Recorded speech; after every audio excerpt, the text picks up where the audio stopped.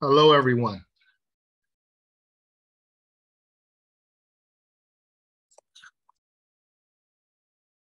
Hi.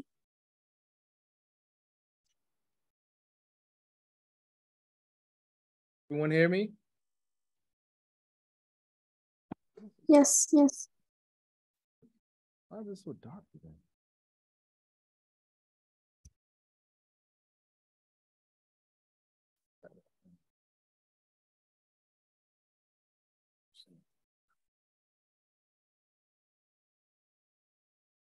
All right, let me set up the attendance.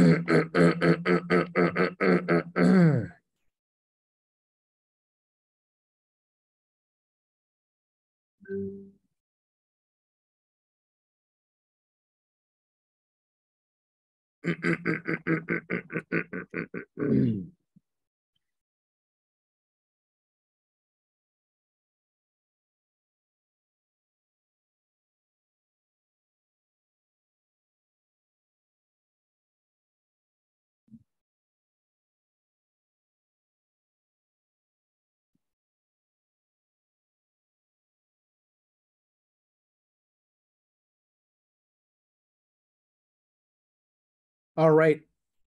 The attendance for hour one is is in the in the Google Classroom.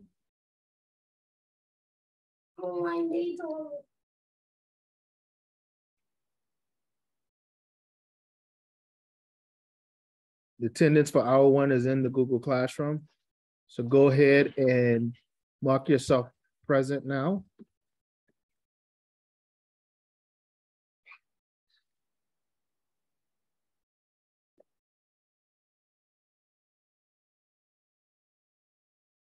Make sure you do the one that says hour one for today's date.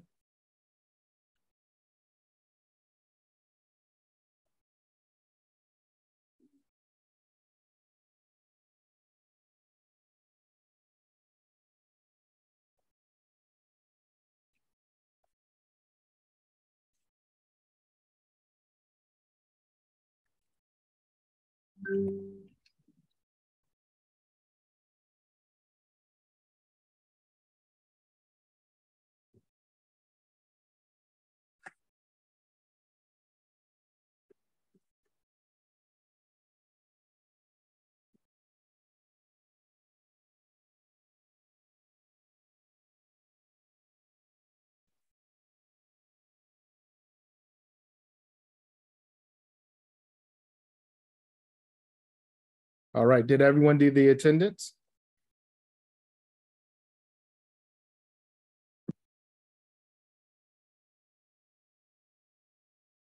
Everyone did the attendance?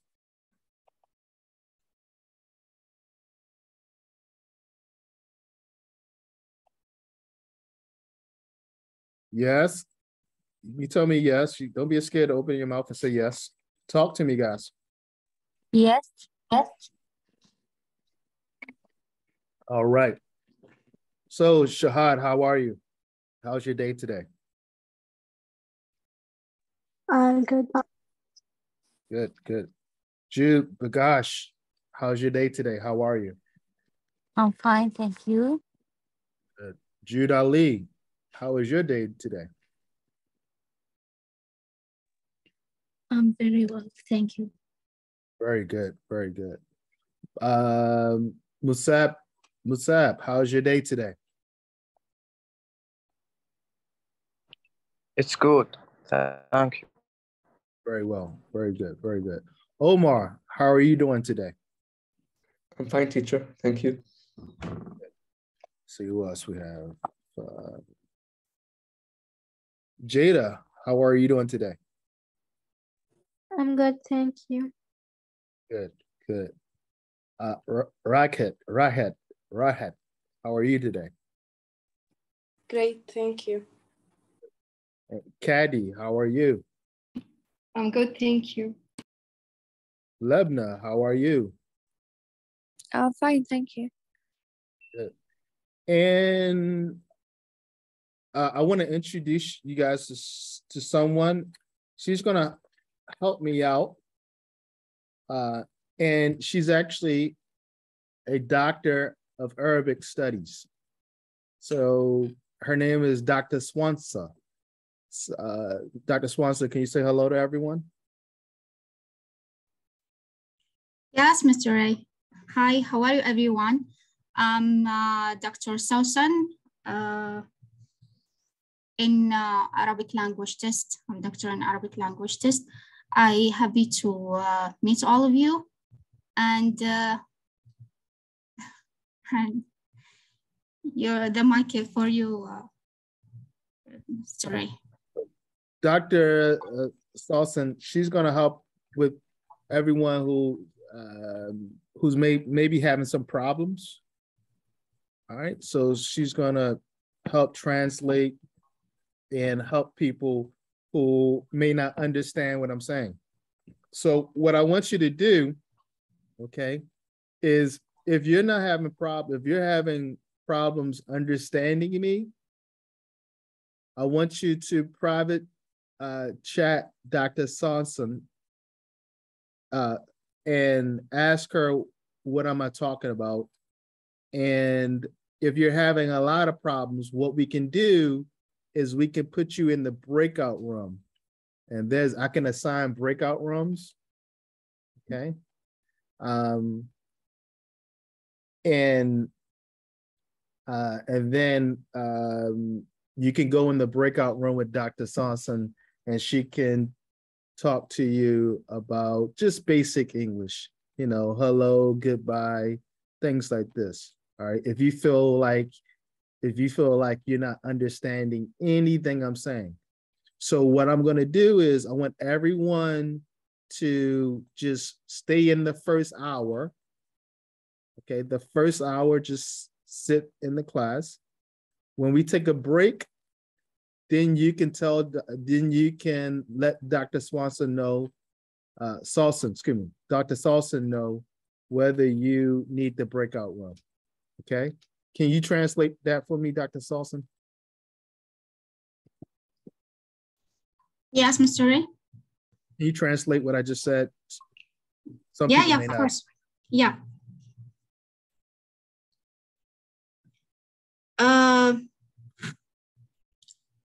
اوكي. أنا هنا علشان أوضح لبعض الأشخاص اللي ما بيفهمون على السيد راي. أي شيء أنت ما فهمت عليه أو ما فهمتي عليه تقدرين تسأليني عنه، أو إنه أي فكرة أنت حابة أو أنت حاب تقدمها لمستر راي ممكن تعطيني إياها أو يعني أبينها له إذا كنت ما بتقدر توصلها له بالإنجليش. هذا المقصود، يعني تقدر تقول شغل ترجمة أو توضيح. Okay, thank you, Mr. Ray. I'm finished. Okay, and I just want everybody to know that some people don't know how to address me. You can address me as Ray, Mr. Ray, Dr. Ray, Dr. Roberts, however you want to address me, because recently I just earned my doctorate degree. So you can call me Dr. Roberts and you'll be right. You can call me Dr. Ray or Mr. Ray or Ray. Okay. So if you're just concerned of how to address me, you can address me as Mr. Ray, Ray, Dr. Roberts. Can you translate that?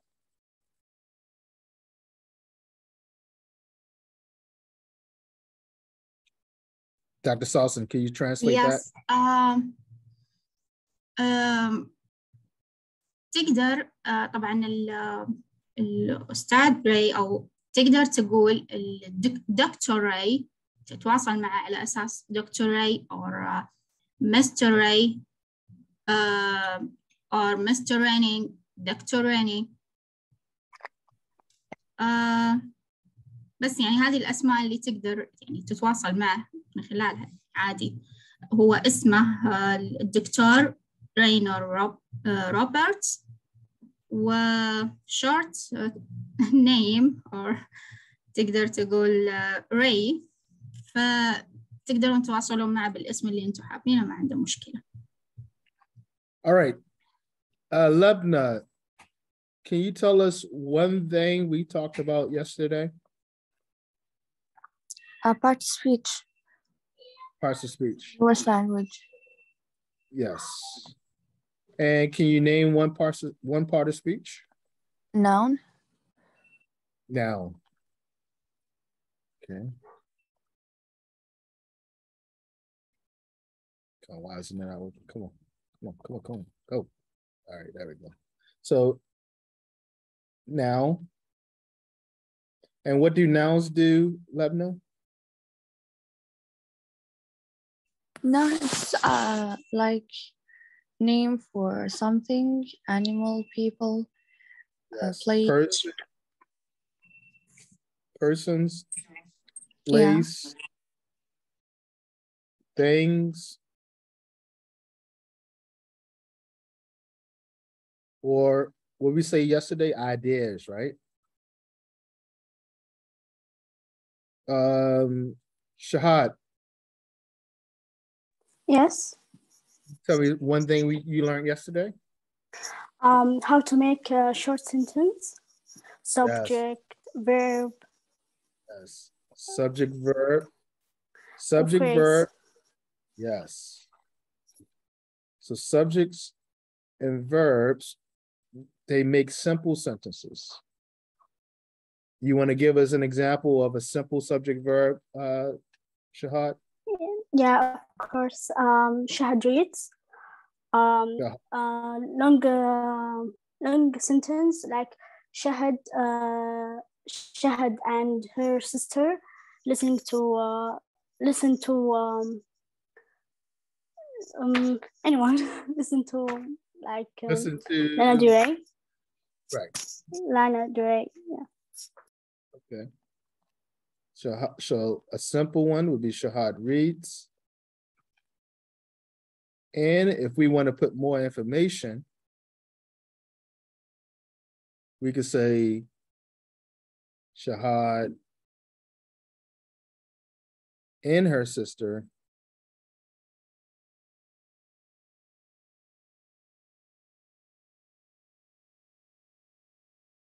listens to the news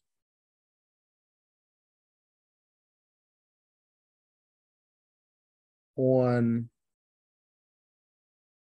television. All right, I want to see who's super smart here. Omar, I know Omar is super smart.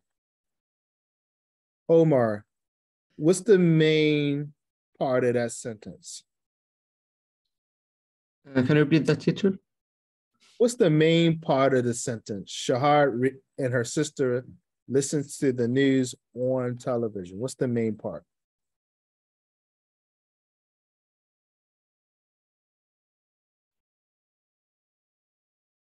Shahad and her sister Does what? listen to the news on the television. No, the main part is Shahad and her sister what? Listen. Listens. because of subject verb, right? Yeah.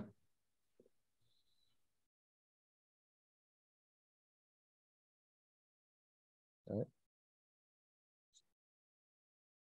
Well, it's not listens, it's actually listen, right? Scratch that S out because this is a plural verb, right? And then how many, here's the question I had. That wasn't the question for you. The question I had for you is how many prepositional phrases are in that sentence?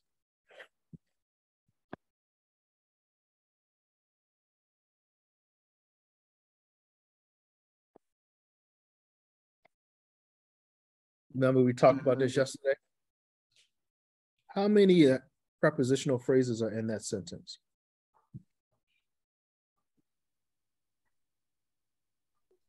Two. Very good.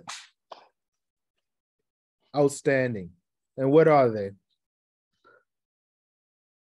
That and on. Well, to the news, right? Because Yeah. to is a preposition, and then on television, right? Right. So the point I'm trying to make here, ladies and gentlemen, is that when you're building a sentence, especially a simple sentence, you can add additional information. When you add additional information to that main clause, which is Shahad and her sister listen, all right, they are modifiers. So to the news is a modifier, and it's a prepositional phrase. And on television is a modifier, and it's a prepositional phrase. Why is it a prepositional phrase? Because it begins with a preposition. And what do prepositions do, Jude? Jude, what do prepositions do? Remember from yesterday? Jude Ali? What do prepositions do? Yes. Yes, what do prepositions do? Remember from yesterday? What do prepositions do? Boy. They what? Fun boy. No, not fanboys. Fanboys are conjunctions. Anybody remember what prepositions do? Yes. In, For example, on. to and on. Rockhead. What do they do? Showing the relationship between words and phrases. Yeah, in what way do they do that? By showing what? By showing direction. By showing direction, right? Right? So to the store, on the television, above my head, underneath the table. Prepositions show direction. Okay? Gives you direction. All right, so everybody put that in your notes, that prepositions show you direction. In this case, to the news and on television. Okay. All right, Caddy, can you tell us one thing that you discussed yesterday, that you learned yesterday? Yes, we talk about writing, and you said less is best in writing and speaking more than grammar. Yes, less is best. All right, you want to get to the point, and this is a problem that even native speakers have. All right, you want to get to the point where you can say few words. That's how you know you're learning in the language. When you can say few words to communicate your idea. Okay, very good, Caddy. Musab, what did you learn yesterday?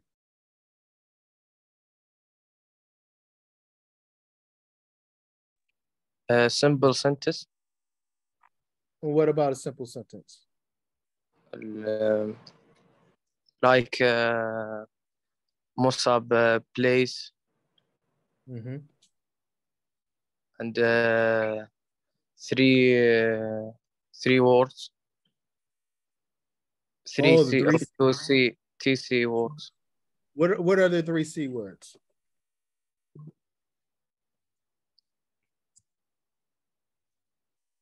Remember? I forgot. والله. So coherent, And clear. Coherency means clear, right?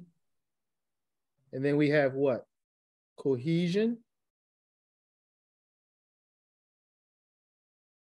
And that means unity, right? Or glue. All the ideas being one. Okay. All right. And then what was the last C word? It actually went with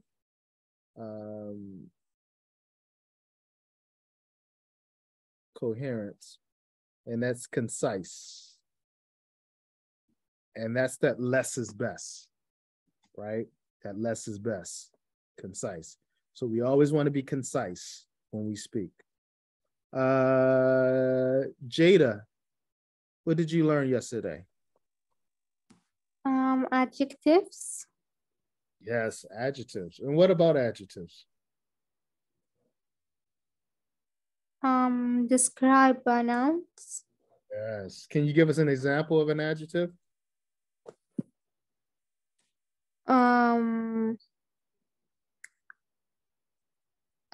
Skinny. Skinny, good. Skinny what? Skinny girl. Skinny girl. Which word is the adjective? Skinny. Skinny, very good. And girl, and it's modifying what word? Girl. Okay. Very good, Jada.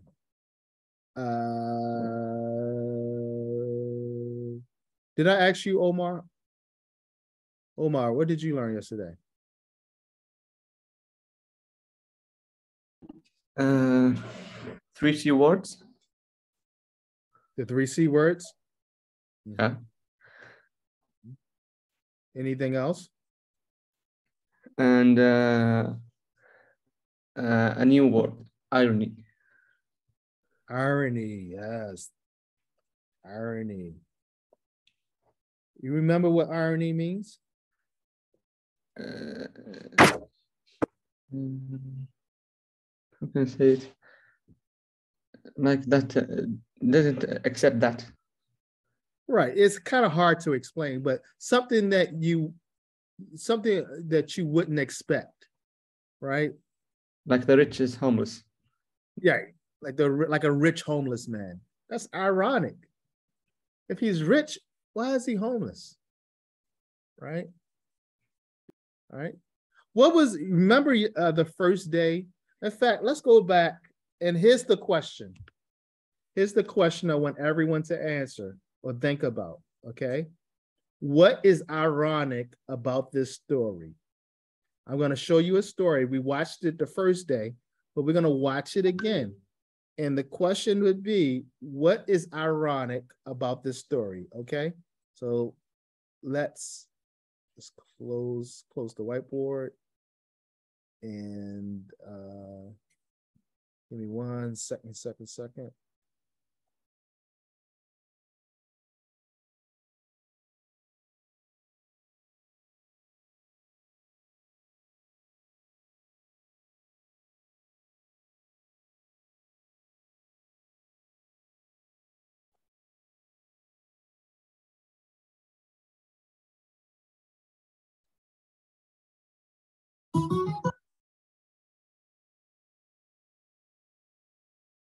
All right, so the question I'm going to ask everyone is, what is ironic about this story?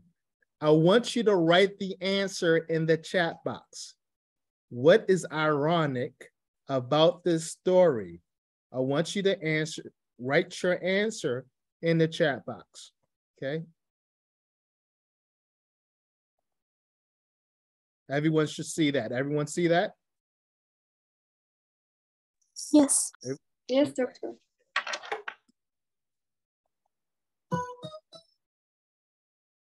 The Tortoise and the Hare, retold by Meredith Hairston. illustrated by Douglas Draper.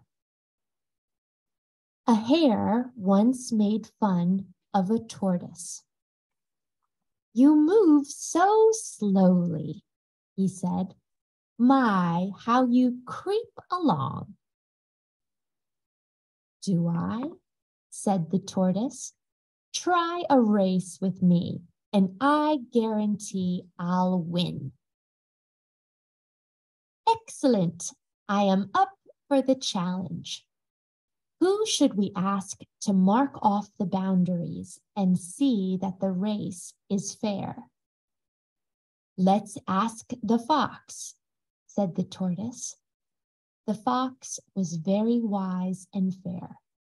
He showed them where to start and how far they should run. The tortoise started at once and jogged straight on. She moved slowly, but she never stopped. The hare leaped forward swiftly for a few minutes until he had left the tortoise far behind. He knew he would reach the finish line very quickly, so he laid down by the road under a shady tree and took a nap. When he finally woke up, he remembered the race. He sprang up and ran as fast as he could. When he reached the finish line, the tortoise was already there. The hare could not believe what he had done. The very wise and fair fox looked at the hare and said, "Slow and steady wins the race." All right. So in the chat box, tell me what is ironic or what was ironic about that story. What was ironic about that story? Write your answers in the chat box.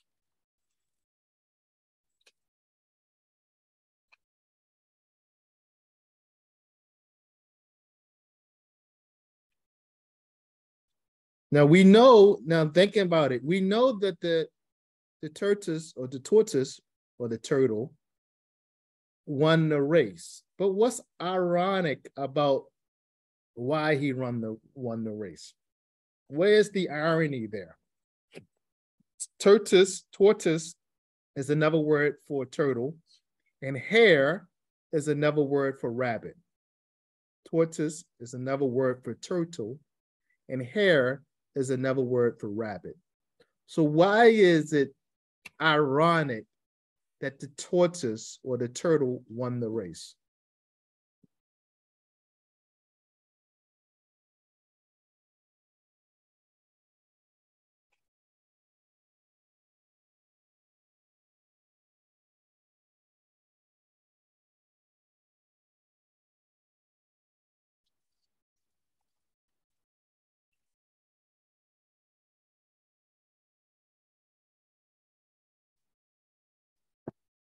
You can write the answers in your chat box.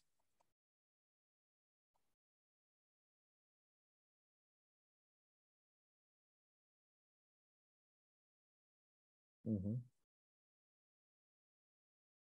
Mm-hmm. Yes. Yes.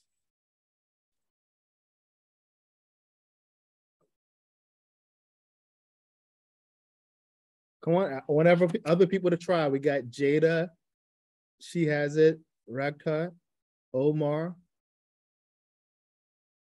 Jude.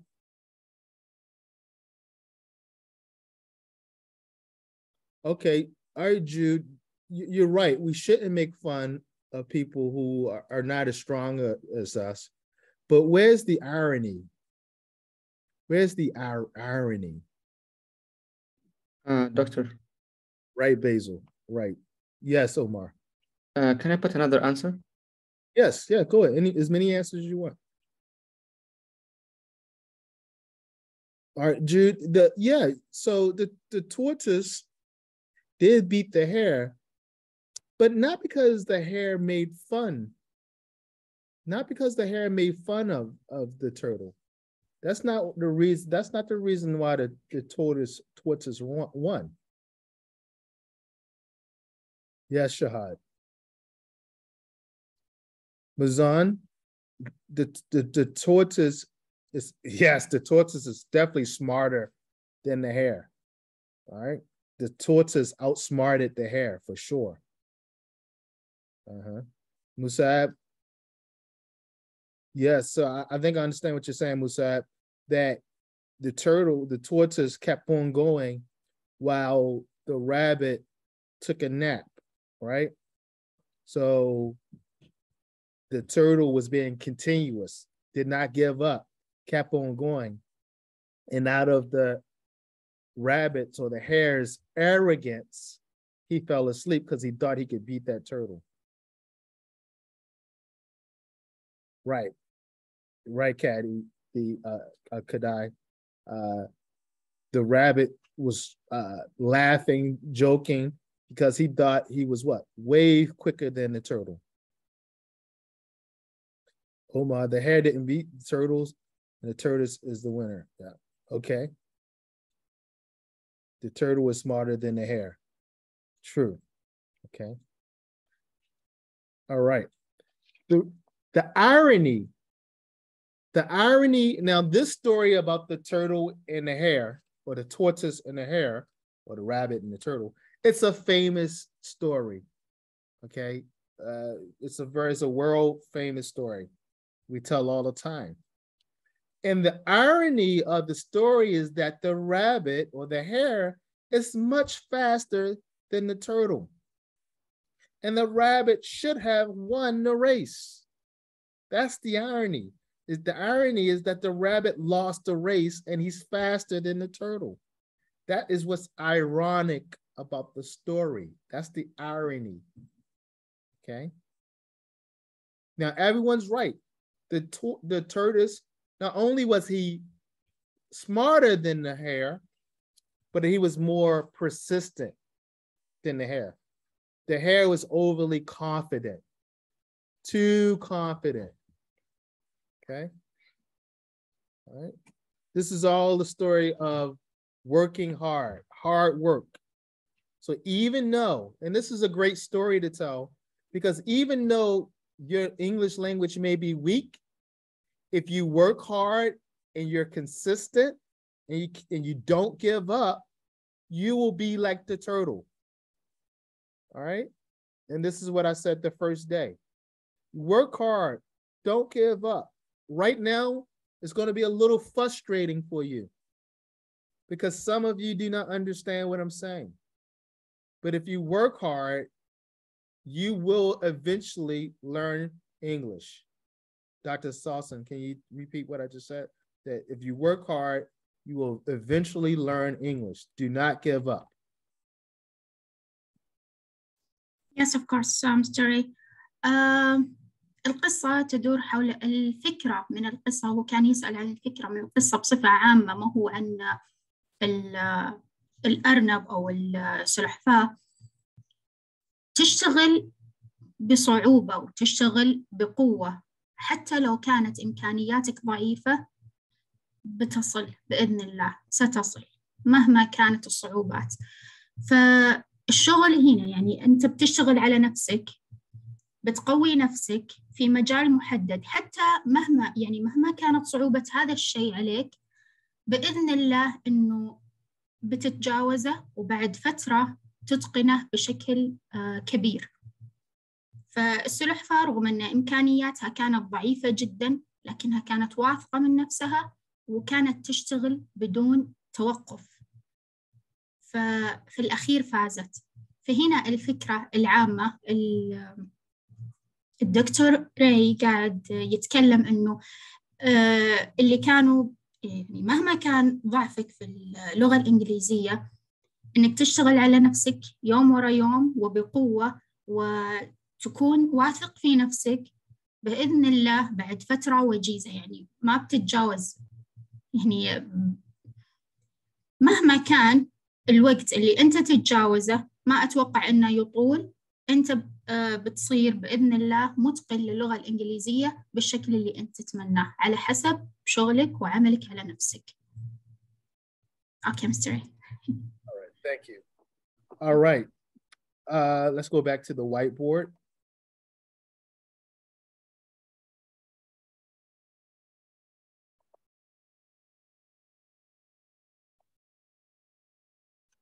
All right.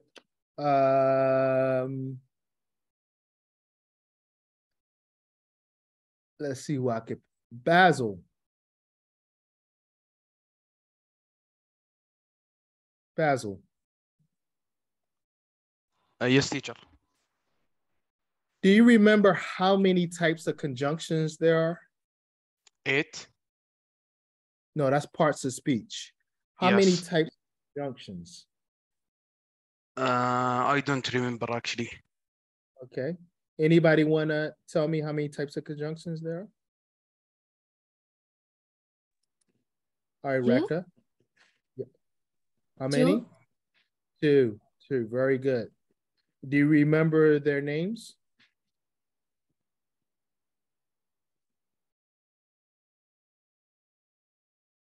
Do you remember their names? Yes. What are they? Coordinating, Coordinating. subordinating. Very good. Thank you.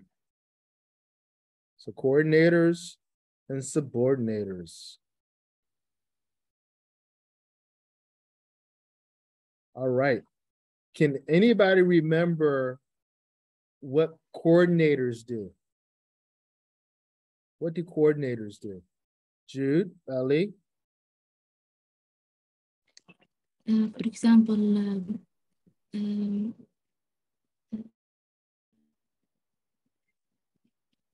conjunction letter. For example, I am not finished my project yet. Right. So coordinators, what did we say they do? They show what? Remember yesterday we said they show what? They show? Ideas. They show what, Jada? Ideas.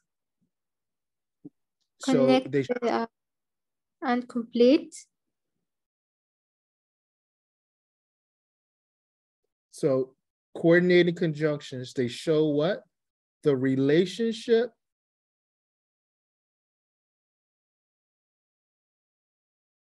between two ideas. Right? Remember that, Jada? They show that relationship between two ideas. Remember. Right? So Mary likes cake. Finish it for me, Jada. And likes cookies. And she likes cookies. Can we do another one, Jada? Why don't you give me one, Jada?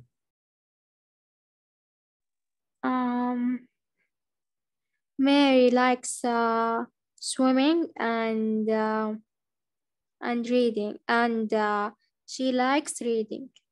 Very good. Mary likes swimming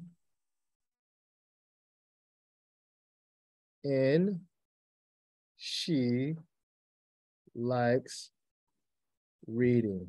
Very good. Now, I want to show you guys something.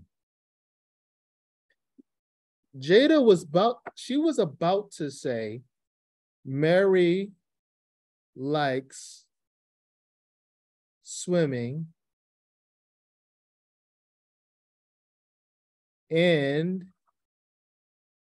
reading. She was about to say that, right? Right, Jada? Yes, right. What type of sentence is that? Anyone?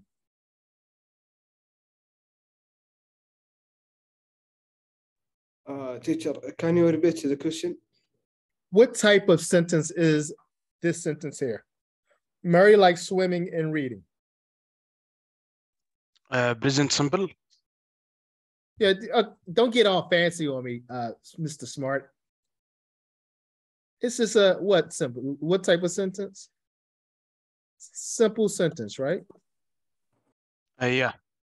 Simple sentence. Why? Why is it simple? Because you got one simple subject and one simple verb. Okay. Now look. Now I want everyone to look at this. This is a simple sentence. Now look at this one right here. What is the difference? What is the difference? I don't know why it keeps on doing that. She what is the added difference? She added she to the sentence. Yes. So just by adding she, and not only did she add she added what?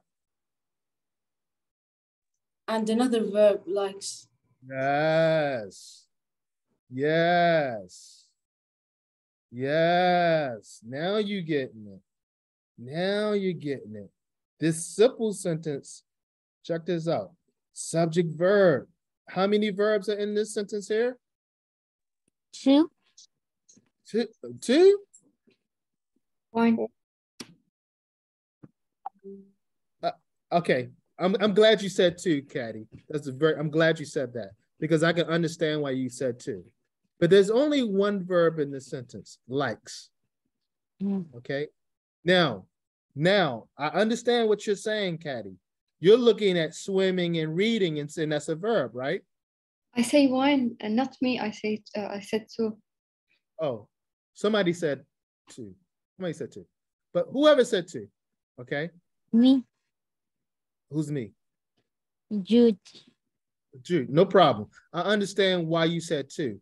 Because you're looking at swimming and you're looking at reading and you're saying, well, they're verbs. You're saying they're verbs, right? And yes, right. In certain situations, there are verbs, but not in this situation. In this situation, they're what we call gerunds. Ooh, that's really advanced.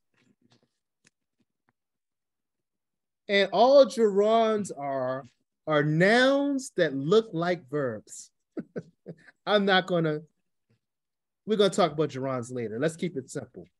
But in this sentence, the only verb we have in this sentence is likes.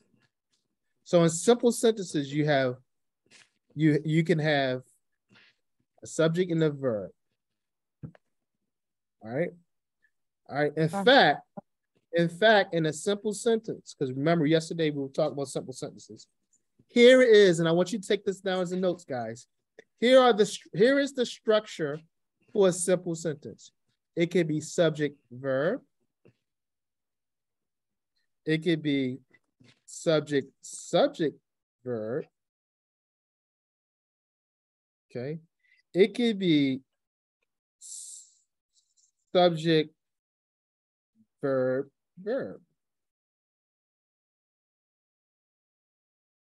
All right, let me show you an example.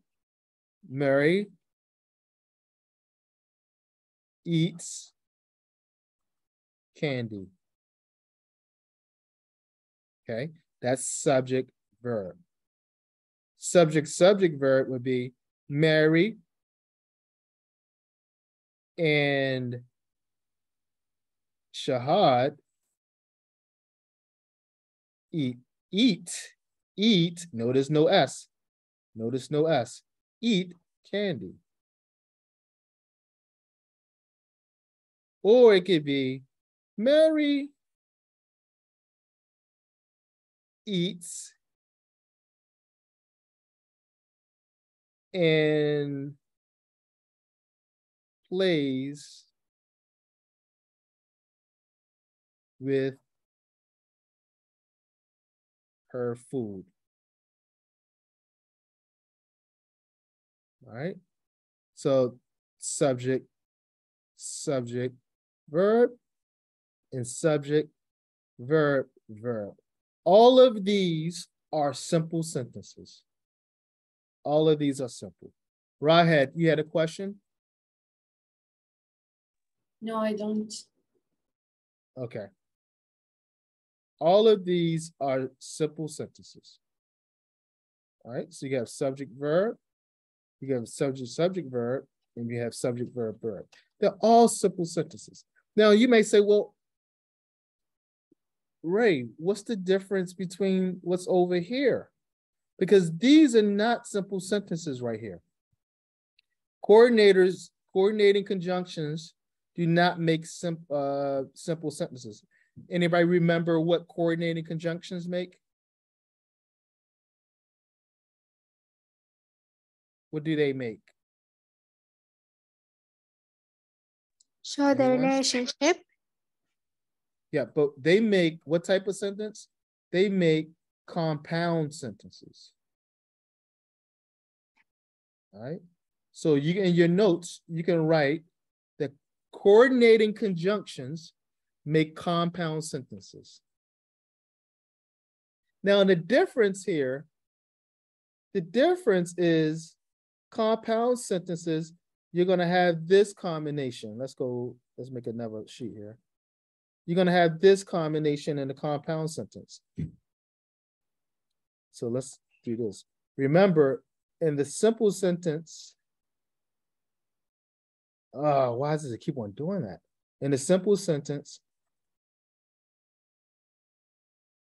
you have subject, verb, subject, subject, verb, subject, verb, verb, and we went over those examples. However, in a compound sentence, you only have one structure.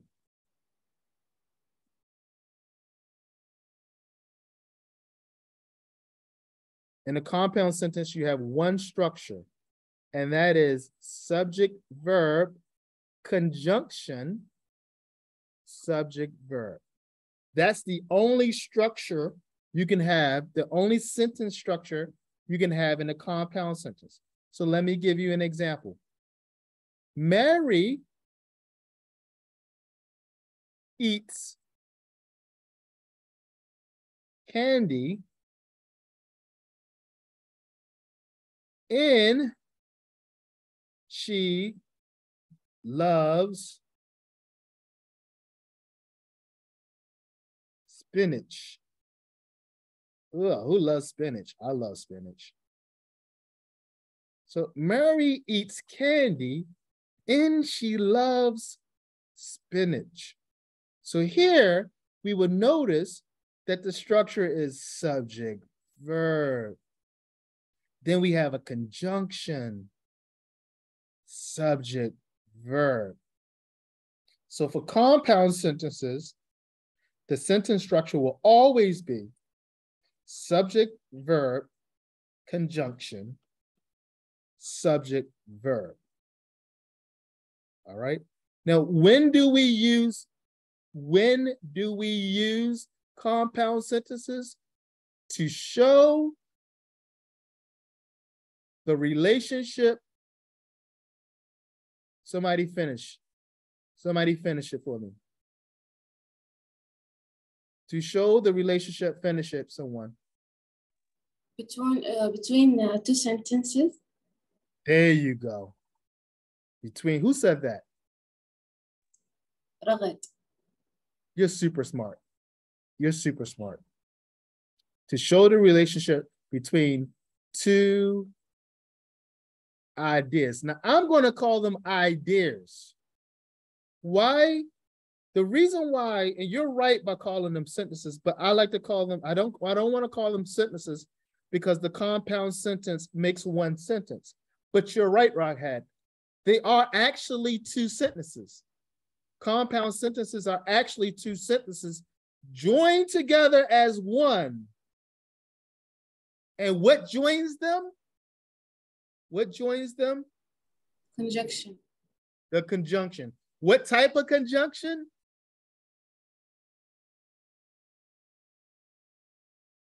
What type of conjunction? Coordinator. Coordinating. Coordinating conjunctions. So we need coordinators.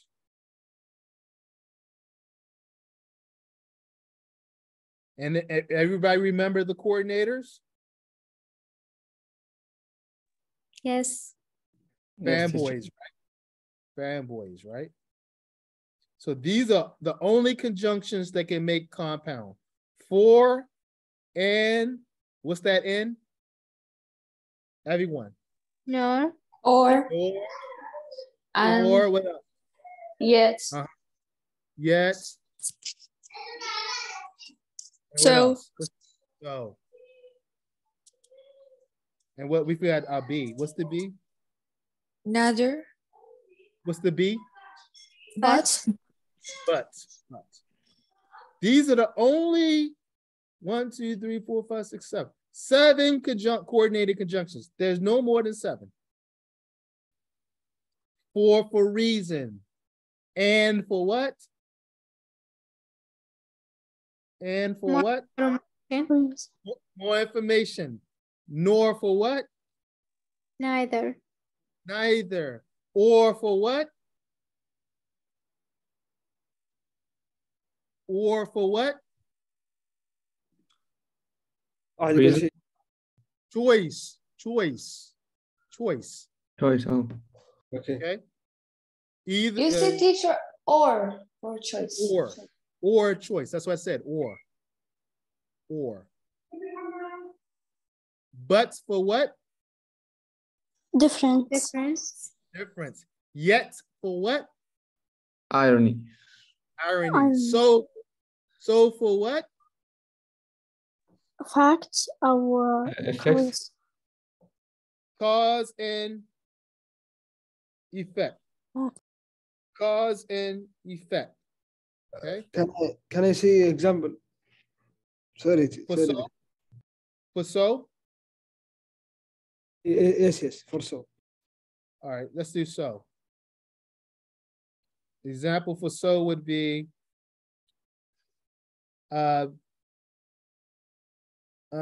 it is raining. What? Oops, raining. So I what? I didn't go out. I don't go out. Yes. Or I will not go out. I will not go outside. You see that? Yes. So here is a compound sentence. This shows cause and effect. Now notice, every time I write a coordinating conjunction, I do what? What do I put in front of it? Every single time.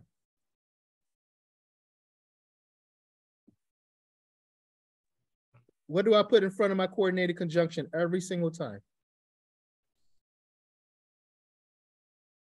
I didn't know. I'm pointing to it. Comma. So in front of every coordinated conjunction, you put a comma. I don't care how short or long the sentence is. Every time you have a coordinating conjunction, you put a comma. And so is really the reasons why you should. Because as we talked about yesterday, so can be a coordinator and it can be a subordinator. All right. So in front of every coordinating conjunction, you put a comma. Every last one. All right. Everybody understand that? Yes. All right. Yes. All right.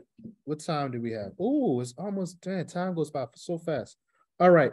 Subordinators. Can somebody tell me what a subordinator does?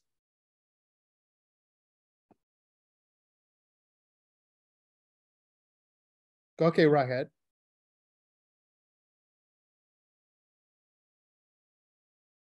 Go, okay, Rahat, you tell me. Sorry. Make the complete idea incomplete. Perfect. Oh, you're so smart. You're going to be a professor. Thank you. All right, so Rahat is right. All subordinators do is they make complete thoughts or complete ideas incomplete.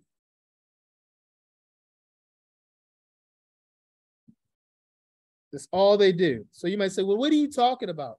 let's go with Mary eats candy.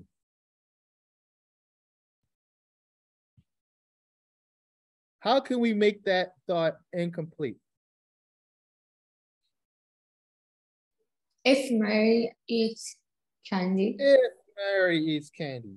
If is a subordinator. If is a subordinator. All right. Now, I'm going to show you guys a little trick. This is going to really impress your professor in September. You want to do something to make your professor really like you in English, your English professor, right? You want me to show you a trick that's really going to make your professor happy? No? You don't want to know? No? Okay, I won't tell you. Of course. I won't tell you. You don't want to know. I won't tell you. I want to know. You want to know? Me too. All right. Yes, yes. Here's how we make our professors really happy in September, or whenever they start talking about subordinators. But more importantly, they're going to start talking about another type of sentence called a complex sentence. And subordinators make complex sentences. And here's the trick. Here's what's really going to impress your professor. There are two sentence types, two sentence structures. Remember, we talked about sentence structure. Subject, verb, subject, verb for the simple, and then subject, verb, conjunction, subject, verb, conjunction, subject, verb for the compound sentence. Well, the complex sentence has two sentence structures. And the structure is dependent clause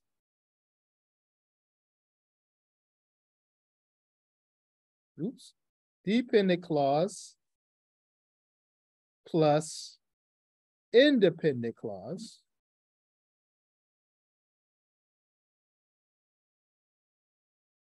or independent clause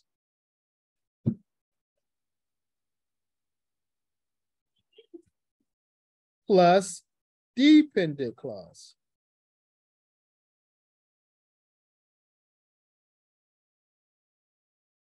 Now here's the trick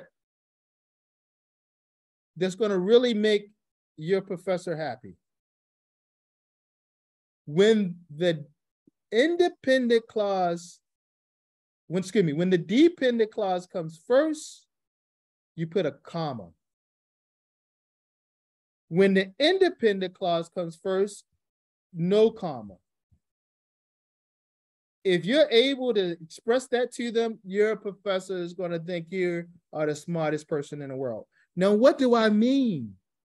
What do I mean by dependent clause? Well, independent clause, let's talk about independent clause first. An independent clause is a complete thought or a complete idea.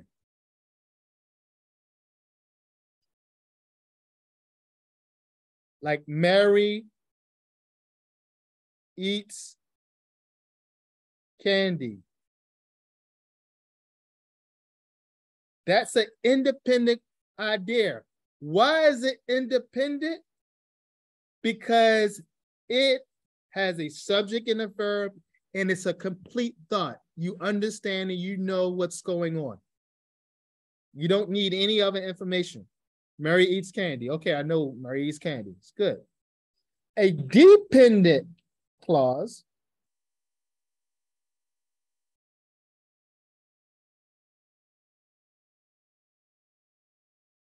is an incomplete idea.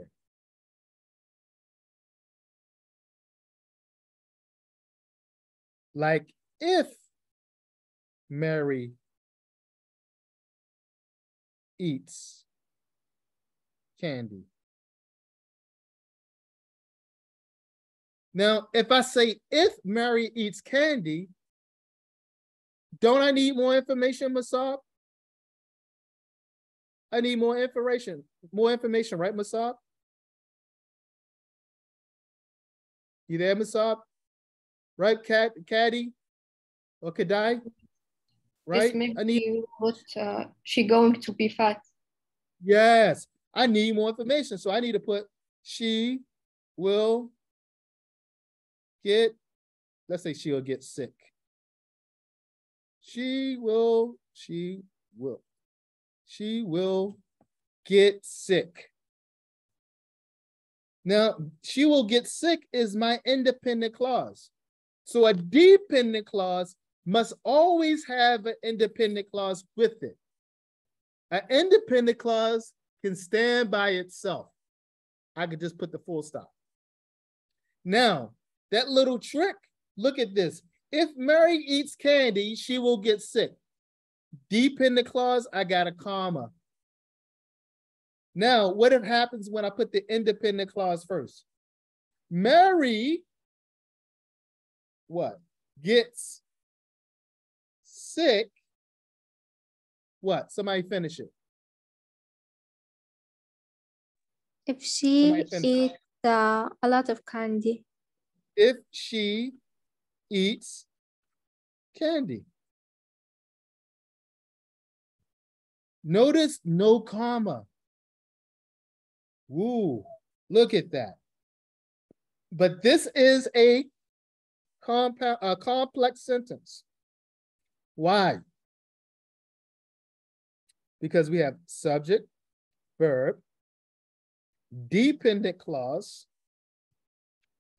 conjunction, a subordinated conjunction. So subordinated conjunction, subject, verb.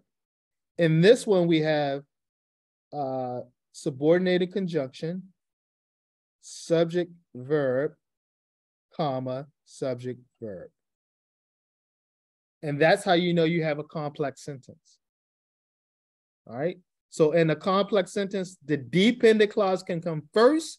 If the dependent clause comes first, you need a comma after the dependent clause.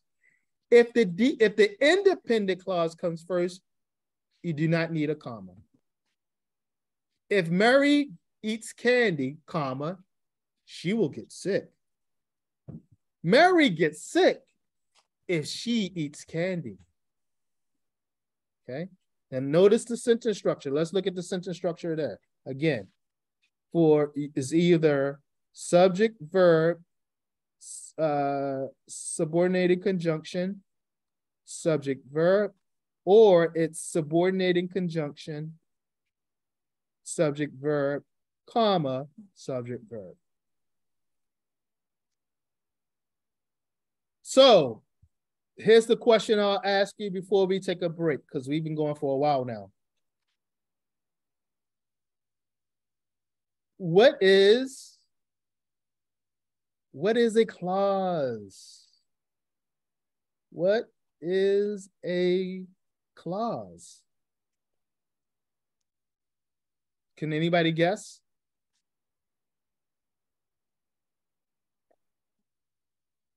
Like if the clause, main clause. What is it? All right, so let's stop right there. Think about that. You guys did really well. Why don't you take a 20-minute break? Take a 20-minute break because I worked you very hard. So take a 20-minute break. We'll come back at 2:25. 2:25, we'll come back, okay? Make sure while you're taking your break, you did the attendance for hour 1 and you do the attendance for hour 2 in the attendance tab in the Google Classroom. Okay, so we'll see you at 2:25. Make sure you do your attendance in the Google Classroom for hours 1 and 2. I'm going to mute my mic and my video now.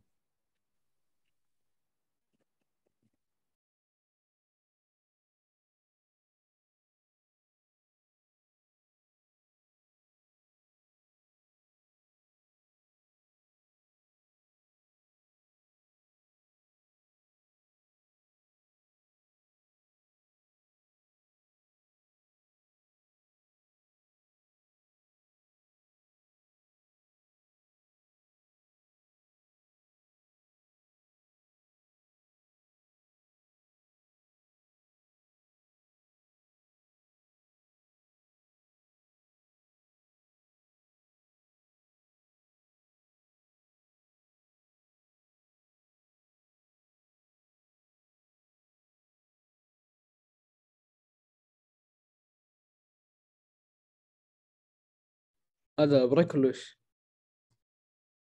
يا اخوان أيوة بريك لحد الساعة 2:25. 20 دقيقة يعني. أيوة. يلا سلام.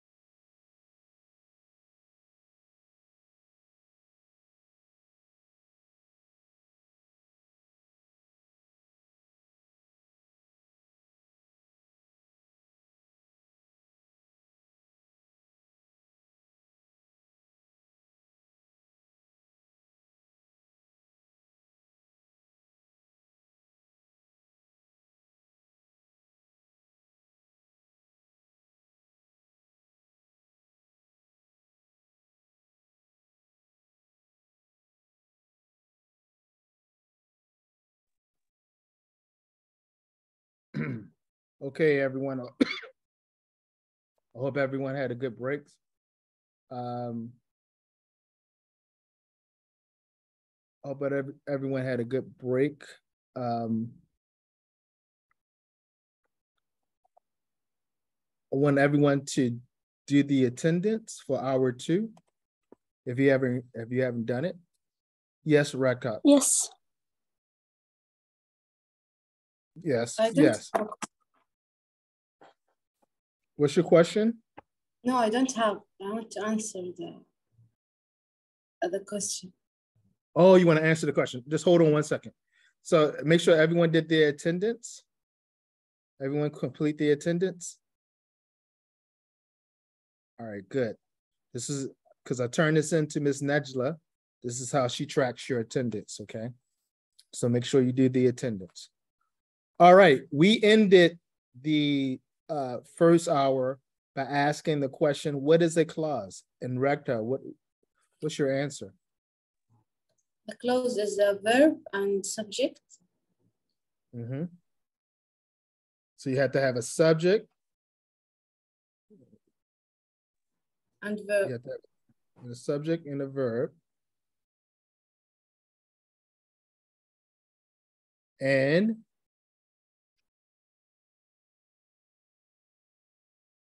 anything else? No. All right, so you're right. A clause is any group of words that have a subject and a verb, and the thought can be either complete or incomplete.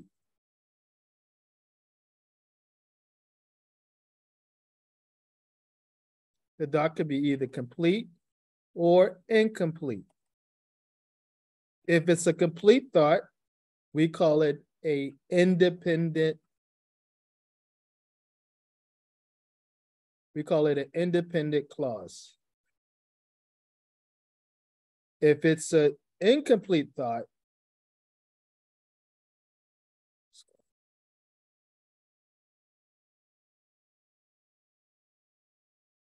we call it a dependent clause. If it's incomplete, we call it a dependent clause. That makes sense? Okay.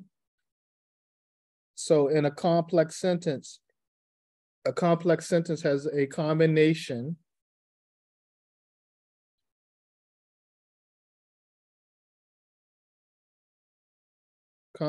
sentence has a combination of both the independent clause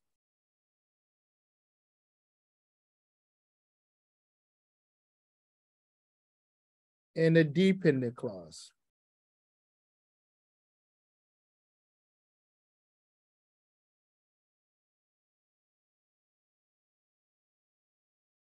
Or it could be dependent clause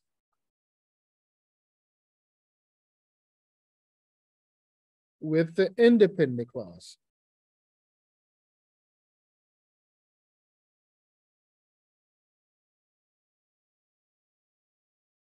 And if the dependent clause comes first, what are we going to put after it? Comma.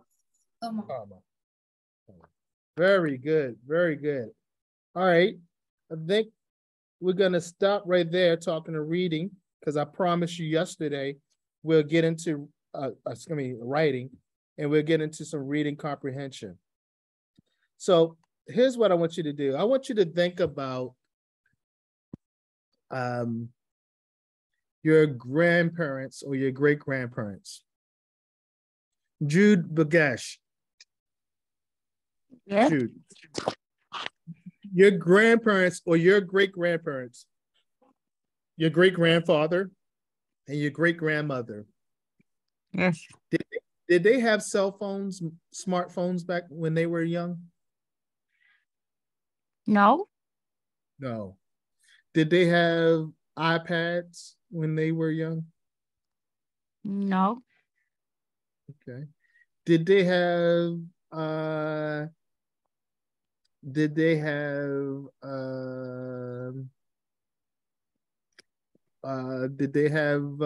TikTok when they were young? No. Oh, why?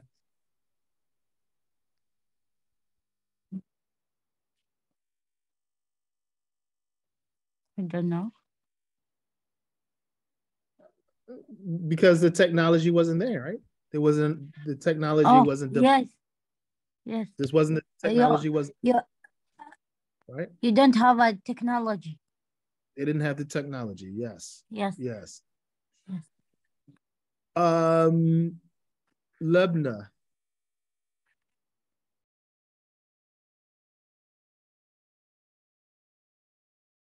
Lebna. Are you with us, Lebna? Yes, teacher. Did your grandparents have PlayStation when they were young?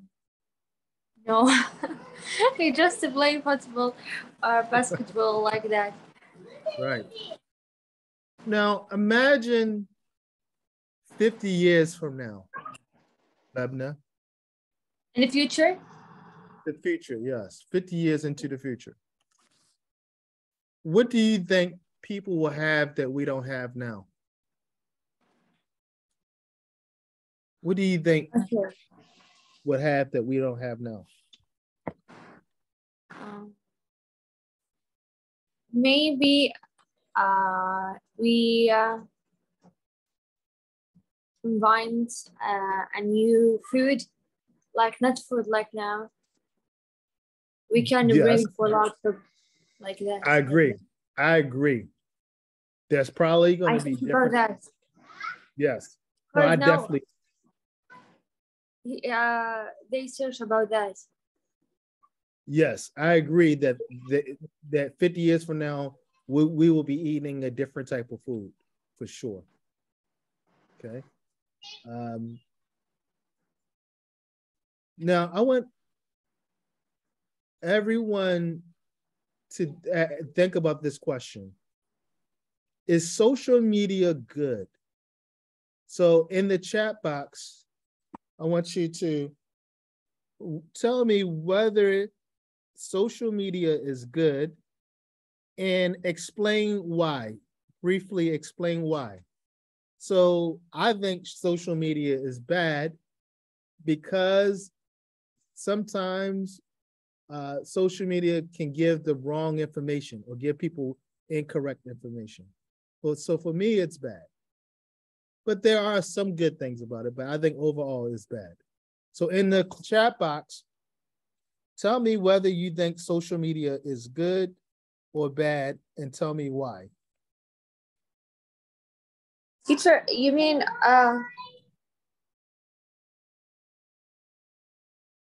what?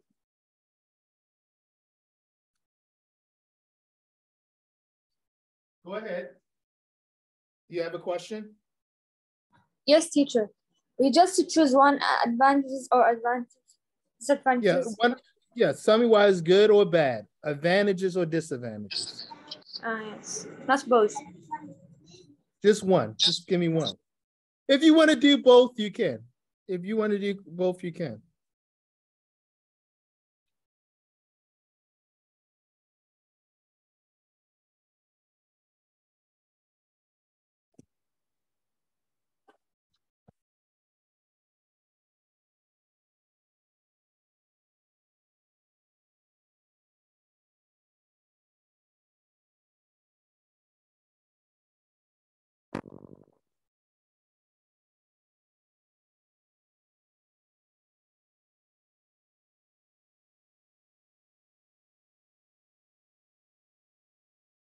Okay.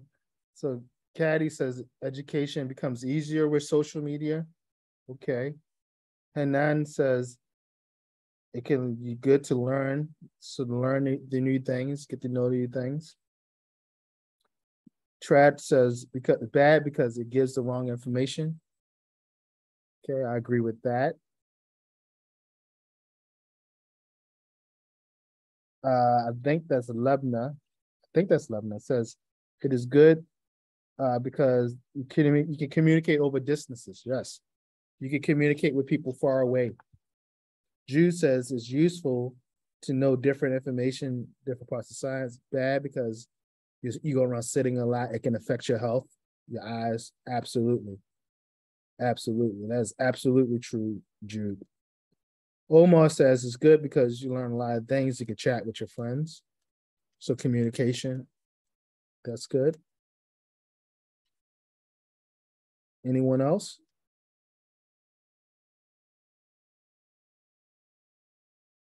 Anyone else?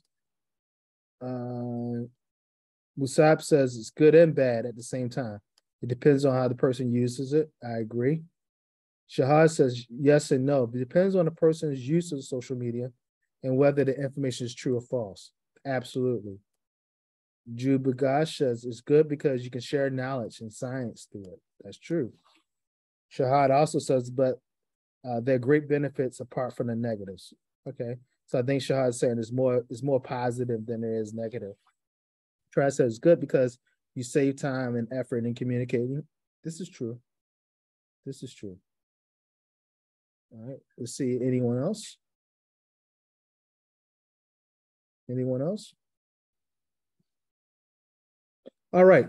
So what we're going to do is we're going to look at a story. We're going to look at a story today, and it's a famous story by a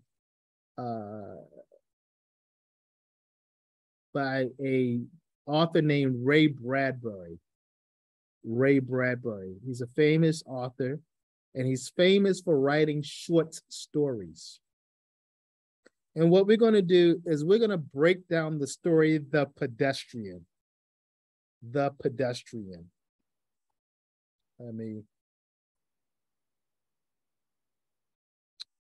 Where's my whiteboard?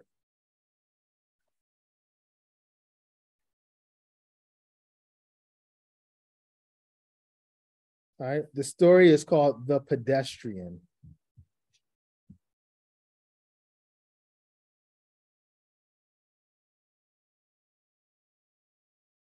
All right, and a pedestrian. What is a pedestrian? A pedestrian is someone who walks. Someone who walks, or someone who is walking.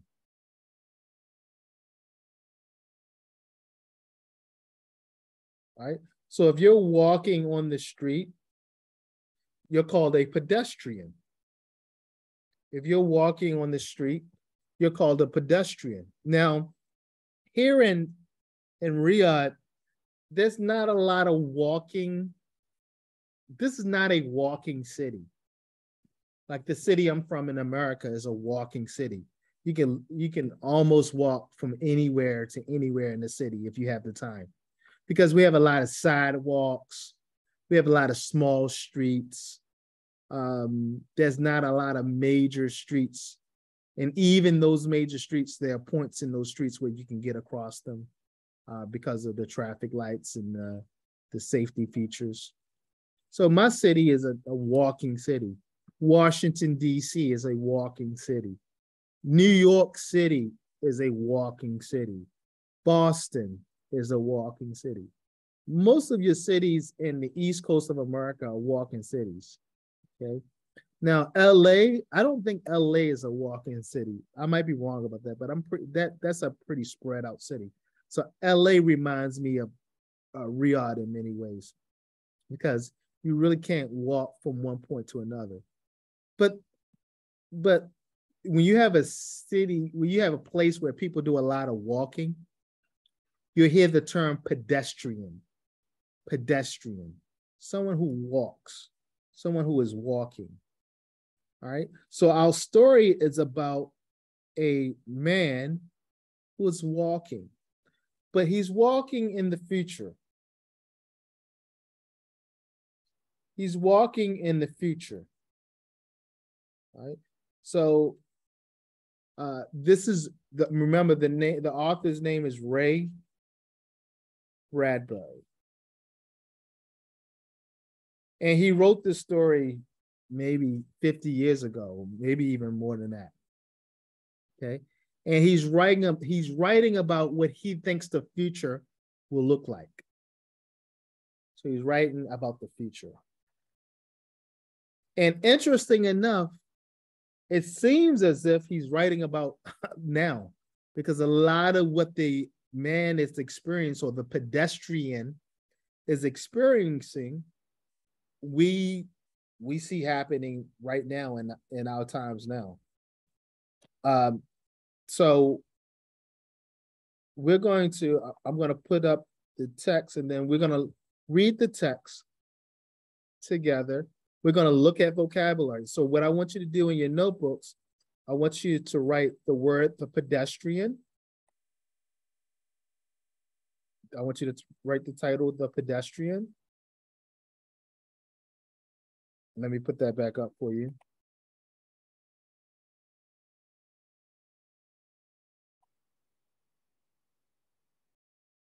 All right. The title is The Pedestrian.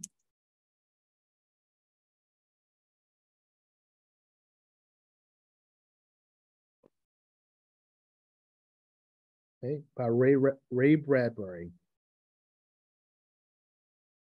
And in your notebook, put the word vocabulary, because we're going to pick out vocabulary.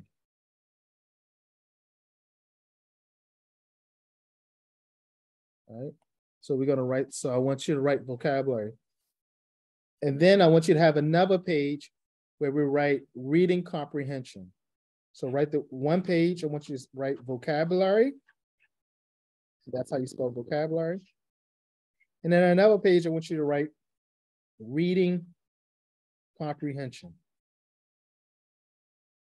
Because one of the things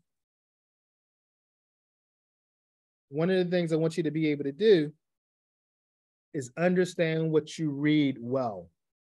I want you to be able to understand what you read well. So being able to look at vocabulary, define the vocabulary, and more importantly, do something that is important, and that is drawing conclusions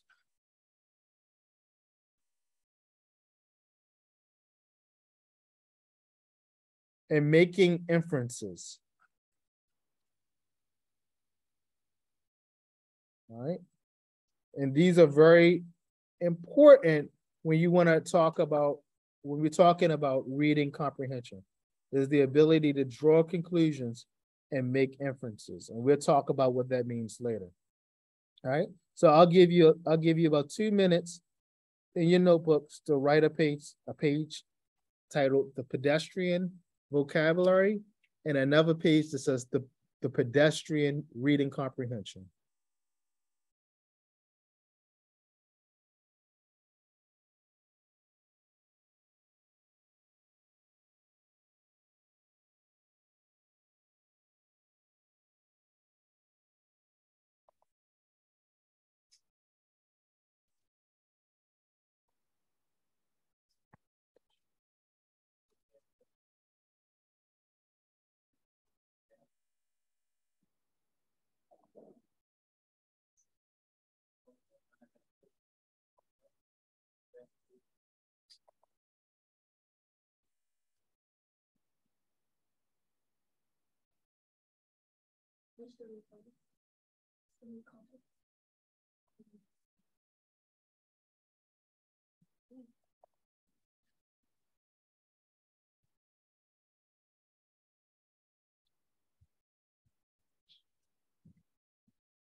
All right. So everyone should have done that in your notes. And it's a very important, an important part of university success is taking notes. Right, Dr. Sawson?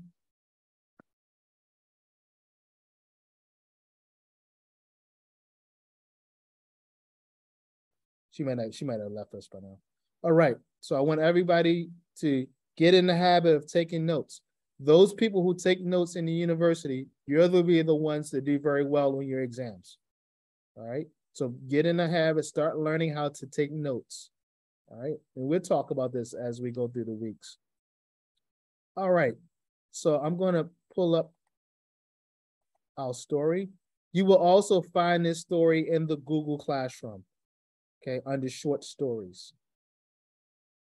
Now, what year was this story written? Can anyone tell me?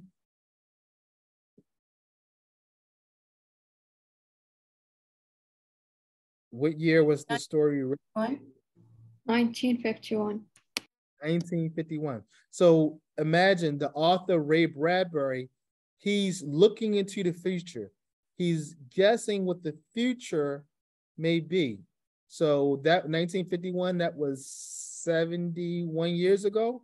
Is my math right? Is that right? 71 years ago? Right? 71 years ago. And let's see. Now we're going to see what year he is referring to. Okay? What year he is talking about, or what year the setting takes place. The setting. And the setting is where the story takes place. Okay? That's the setting. So what I'm going to do is I'm going to read the first paragraph. After we read that paragraph, I want you to stop and look at what words you did not understand, and we will talk about those words. All right? I'm going to read the first paragraph to you. Please listen for words you do not understand. To enter out into that silence that was the city at 8 o'clock of a misty evening in November, to put your feet upon the buckling concrete walk, to step over grassy seams and make your way, hands in pockets, through the silences. That was what Mr. Leonard Mead most dearly loved to do. He would stand upon the corner of an intersection and peer down long moonlit avenues of sidewalk in 4 directions, deciding which way to go. But it really made no difference. He was alone in this world of 2053 intimate domain, or as good as alone.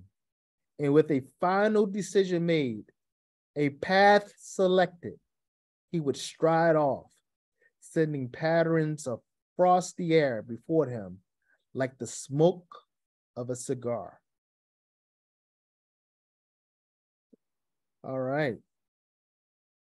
All right, that's our first paragraph. What year is Ray Bradbury predicting? What year?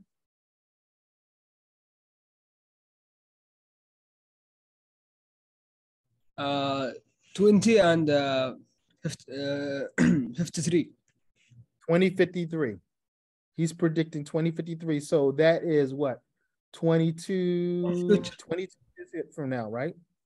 22 years from now.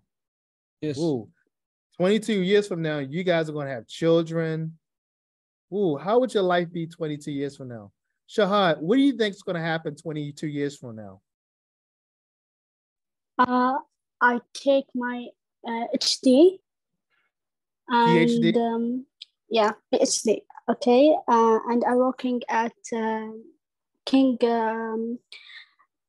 Abdullah Hospital. And, okay. What are you going to be doing at that? A smart surgeon and famous. Okay. Yeah. Yeah, hey, inshallah. Inshallah, inshallah. Yeah. Inshallah. Jada, what are you going to be doing 22 years from now?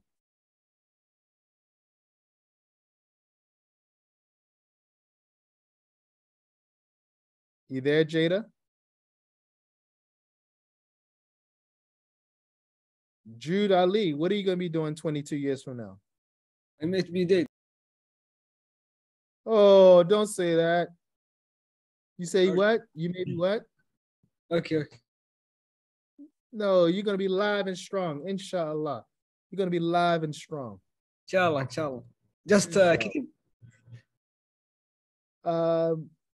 Jude Ali, what are you going to be doing 22 years from now? Doctor, inshallah. Inshallah. What type of doctor?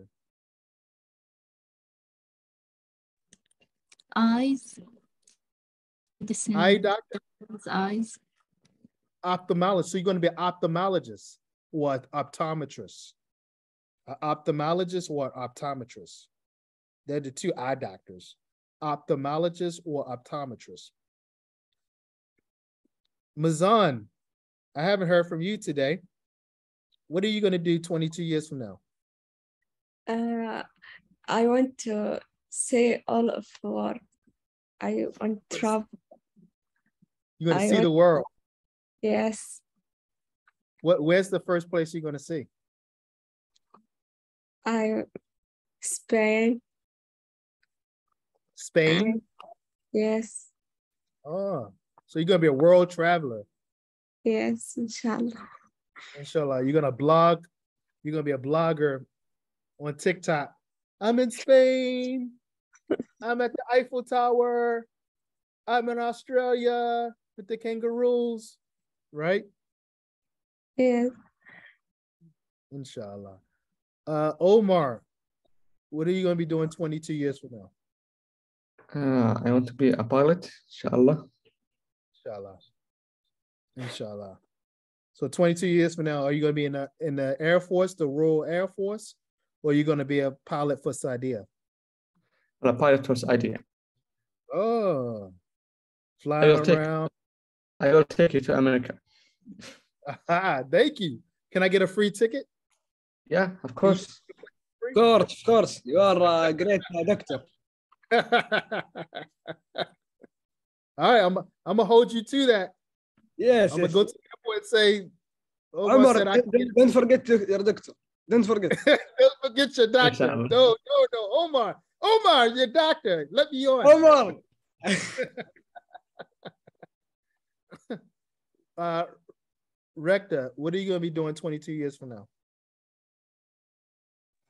I don't know, really. What do you think? What do you hope to do? What do you hope? When you ask me, it's a long duration. I don't know what's gonna happen. But if you could look right now and say, okay, 22 years from now, where do you hope to be? What do you hope to be doing? Maybe I will be stable, I guess the word. You'll be stable? Yes. Stable is a good thing. That is a good thing. Yes. That is definitely. I want to have my own job. Maybe I will have a small business. Okay. Okay. So entrepreneur. Hanan, 22 years from now, where do you hope to be? I want to get admission in medicine. Okay. So you'll be practicing medicine? Yeah, I want this. And what type of medicine do you want to practice? I don't know, but I want the medicine for University King Saud bin Abdulaziz. Okay. Mohammed, where do you go see yourself in 22 years? Doctor, inshallah. Doctor. What type of doctor? Dermatologist. Dermatologist. Oh, that's huge. Huge. You know how many people have skin problems? I have a skin problem. It's not bad, but it's getting worse as I go older. So dermatology is very important. Very important. Caddy, Kadai. Yes. Where do you see yourself 22 years from now? Maybe I will be a manager of a large company or a hospital. Okay. All right. Trad. Yes. Where do you see yourself 22 years from now? I think I will be your best friend. My best. I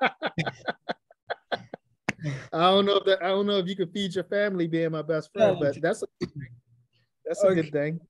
You can help the old man out. I'll be an old man by then, so you can help me out. Yes. Inshallah. Inshallah. And I think inshallah I will be a doctor. Inshallah. Maybe psychologically or some or anything. You want to be a psychologist. You want to be a psychologist. Yes. ممكن. Good. You can go to America and save all the crazy people in America and the UK. Yes, and get a free ticket for you. Okay. Hey, Amar. I can't wait for 22 years now. I get free tickets on airplanes. Good. Let's see, who did we miss? Did we get it? Did we ask Masab?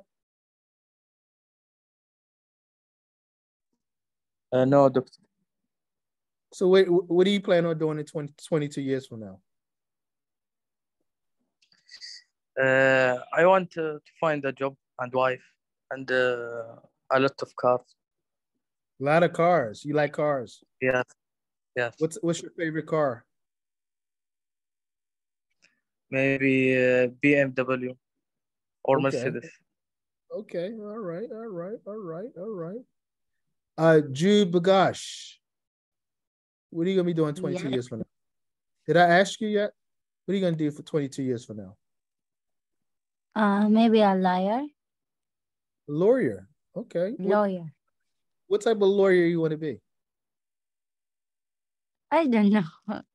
Criminal. You gonna defend criminals or corporate law, business law, medicine law, medical law? Business, maybe. Business. Okay. All right. I see you. Big time lawyer. You got the big office on Alea Street. You know, big time. I can see you doing it big. All right. And Shahad, did I ask you? Yes. Did I ask you already? Yes. And I am. I did? Yeah. Okay. All right. So this story takes place in 2053, 22 years from now. Now, I read that paragraph to you. Are there any words in that paragraph you don't understand? Do you see any words in that paragraph? I'm sorry? Misty. What line is that? The second line. He says, to enter out into that silence that was the city at 8 o'clock of a misty evening in November. So misty means it's kind of wet, cloudy, almost cloudy. And this is November, right? So this is probably November. And I'm assuming this is the United States. Okay. So, no, it's Arizona. I see Arizona. So it's a little bit cooler, right? It's colder in November. So it's misty and it's cold. Later in the paragraph, it said it was cold. So it's almost like it's kind of raining, but not really raining. And it's unclear. It's misty. It's very cloudy almost. All right. You can feel it's not raining, but it's kind of just wet outside. If you live in America in the Northeast or the Northwest, we experience misty weather all the time. Also, the UK Scotland, Ireland, they experience misty weather all the time. So it's almost like wet and unclear, not very clear. Okay. Have you ever been to the restaurants where they spray the water in the summertime overhead? You ever seen that while you're sitting down? They had the little water at the restaurants outside, especially if you're sitting outside. Yes. Yeah, that's called mist. We call that mist. So misty. Okay. Any other words? Silence. Silence. To enter out in that silence. That means when he's walking, there was nothing there. It's completely quiet. Quiet. Silence means complete quiet. No noise at all. And teacher, to put your feet upon that pickling concrete like this. Yep. So So on the sidewalk is made of concrete, right? And it's buckling because when he's stepping, it's moving. The concrete is moving. It's not secure. So every time you take a step, it's buckling, meaning it's caving in or moving. It doesn't feel secure. Oh, thank you. Maybe the sidewalk is old or the concrete is old. Anything else? Any other words you don't understand? Intersection. Intersection, very good. So an intersection is, you remember in math, intersection makes what? How many points? How many angles? It makes a 4 angles, right?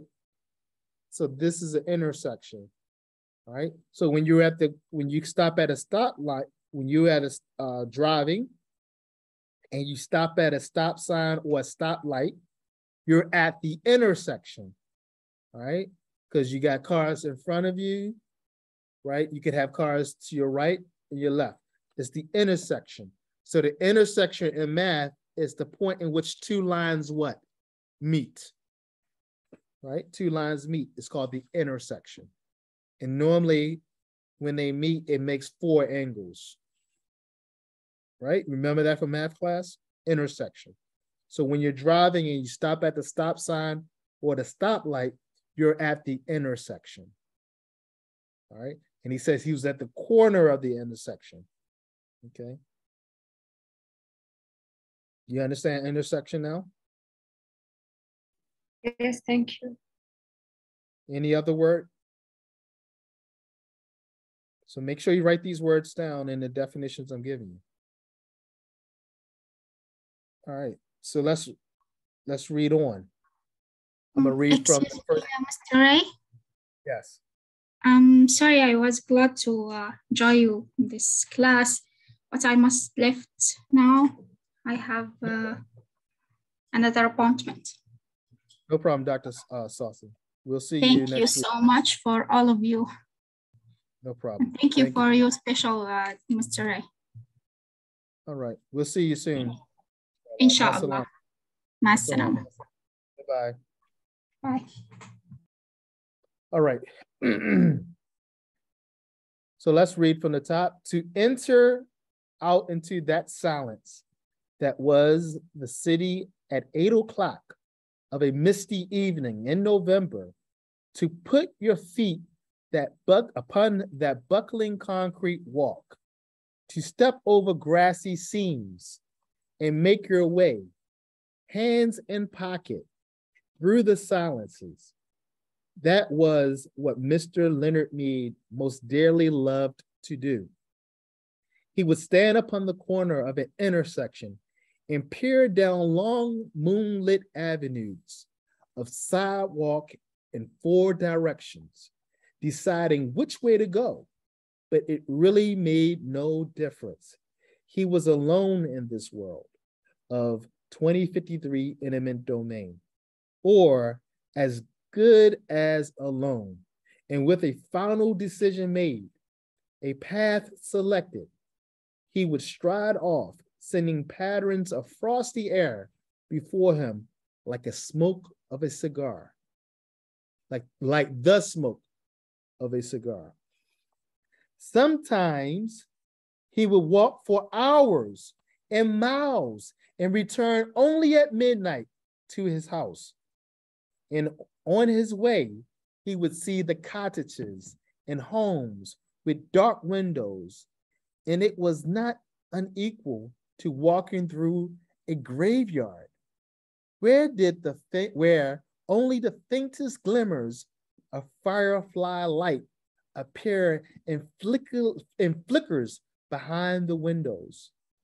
Sudden gray phantoms seem to manifest upon inner room walls where a curtain was still undrawn against the night, or there were whispering and murmurs where a window in a tomb-like building was still open. All right, so our friend, what's his name? What's our friend's name? What's our character's name?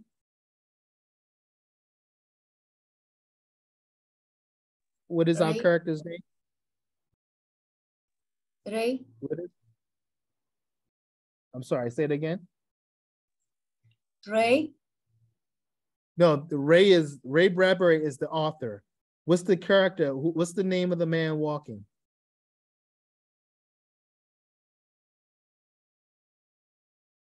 What is the name of the man walking?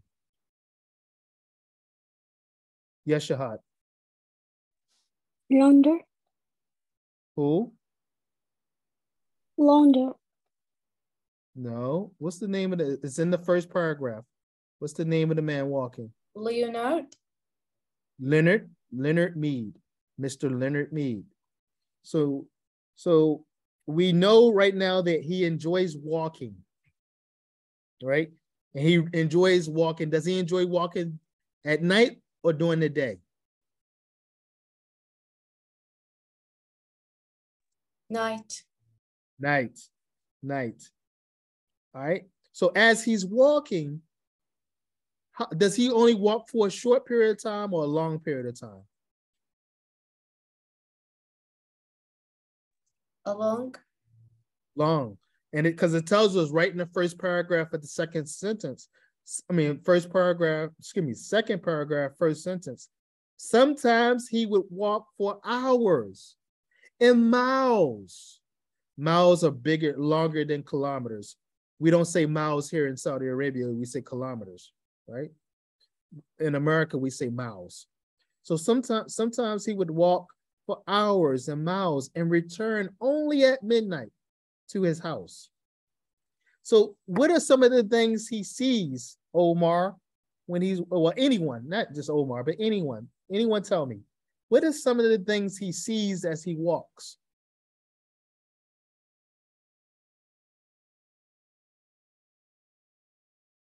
What are some of the things he sees as he walks? Shahad? Curtains and homes. He sees homes and curtains. Rekta, you wanted to say something? The same answer. Mm-hmm. And what does he compare these homes and curtains to? What is he comparing them to?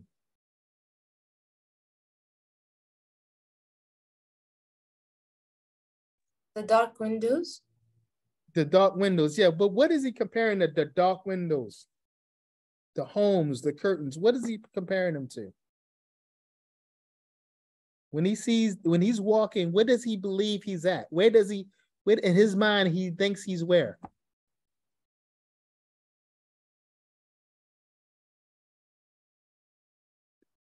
Look at the fifth line. Look at the fifth line.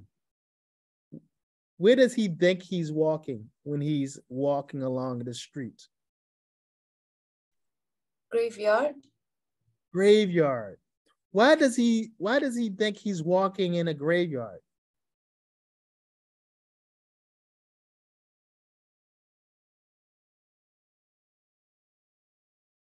Why does he think he's walking in a why does he think he's walking in a graveyard?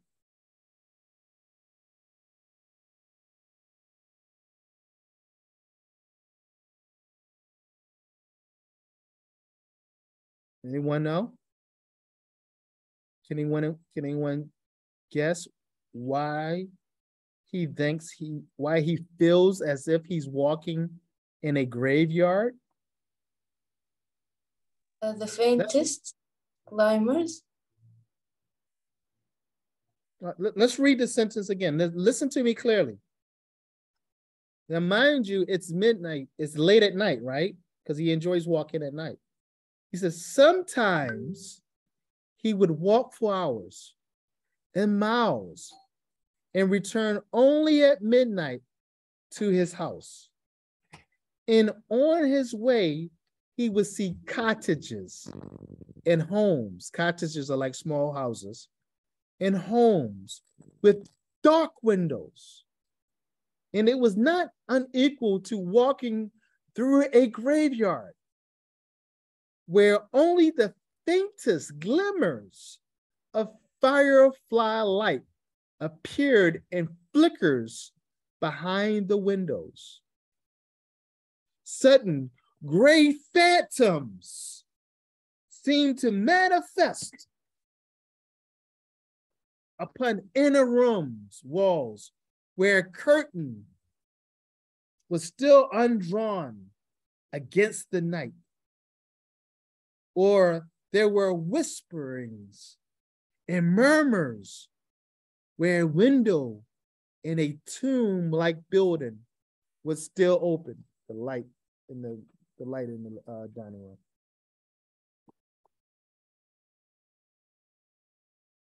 So somebody tell me, why does he feel like he's in that graveyard?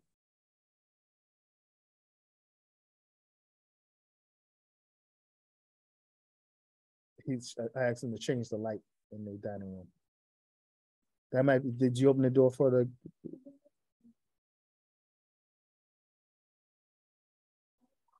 No, in the dining room. So why do you think he feels like he's in a graveyard?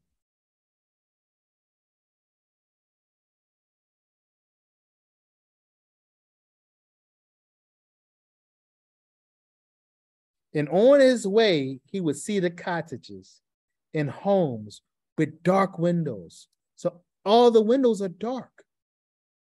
Remember, is it loud when he's walking? Is it loud? Yes. It is loud? The first paragraph, he says what? It's silent, right? To enter out into that silence. Yeah, it's silent, but I mean another thing.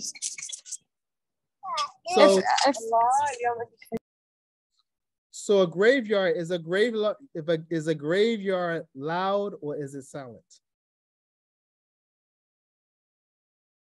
A graveyard is what? Silent. So imagine he's walking.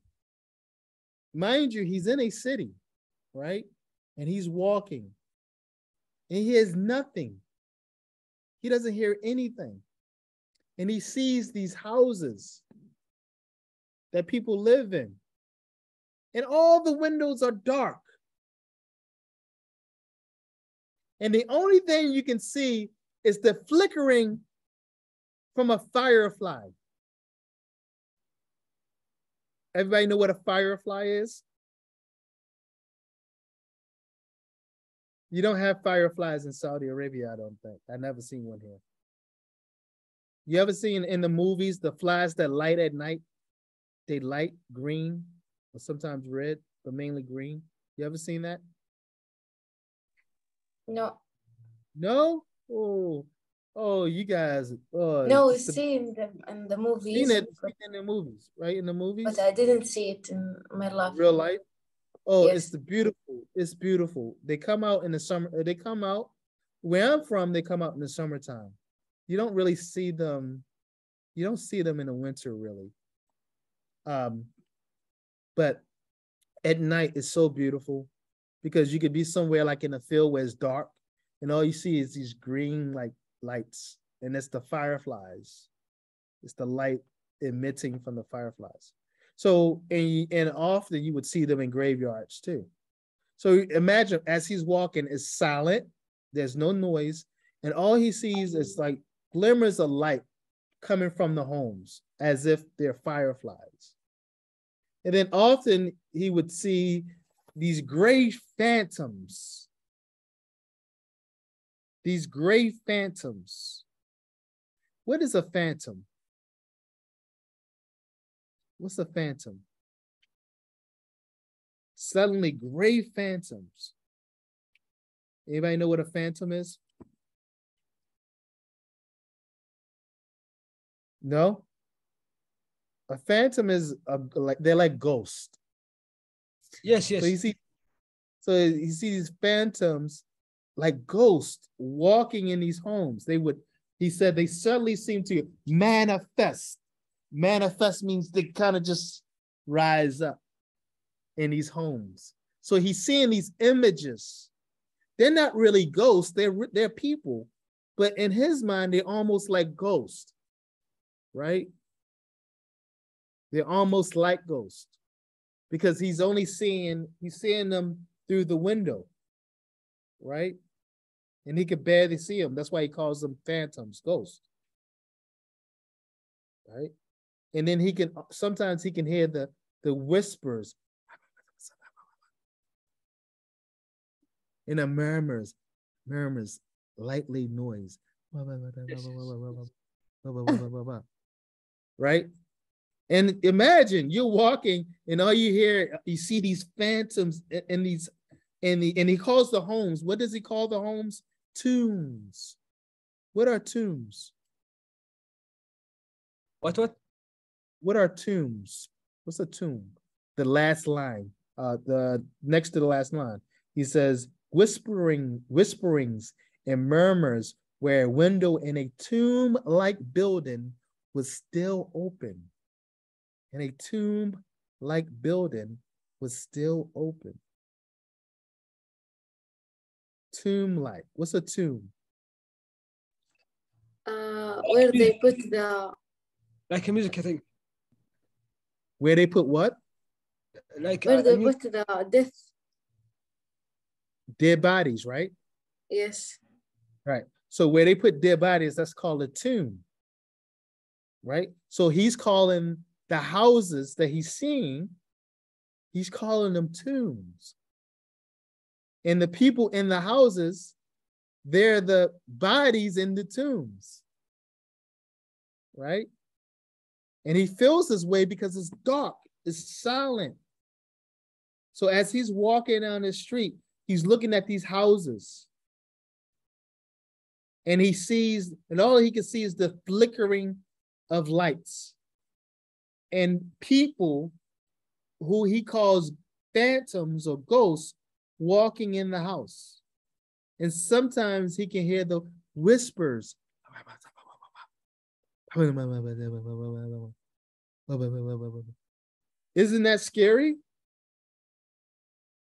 Yes, I think it's not natural human. Right. Now, these are not really ghosts. This is how he feels. All right. So in this paragraph, look at paragraph 2. He is using what we call metaphors. Okay. I'm gonna turn my my whiteboard back on. In this paragraph, the author is using a literary device, a tool,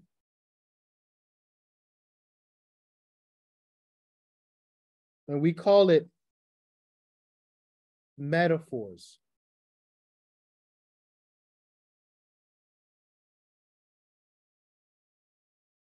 Okay. Now, metaphors is very important to be able to spot a metaphor in writing. And metaphors are used by authors to compare something. So to compare two or more things. Now, yesterday I mentioned this whole idea of ideas. Anytime, and I want everyone to listen closely to me. Anytime you're reading, okay, you are reading someone's ideas. Someone is trying to communicate to you an idea that they want you to understand. So they use different literary tools and strategies to get you to understand the idea that they're trying to communicate. And one of the most popular tools that authors use, and you can use yourself, are metaphors. And that's when you compare two or more things to make a point. All right, to make a point. So in the example of the second paragraph, in the example of the second paragraph, the author, Ray Bradbury, is comparing the homes to what? What? He's comparing homes to Graveyard. graveyard, tombs. So he's comparing the whole scene. So he's comparing the street or the neighborhood. I think I spelled that wrong. I'm the worst speller in the world. So he's comparing the street and the neighborhood to a graveyard, right? He's comparing the homes to a what?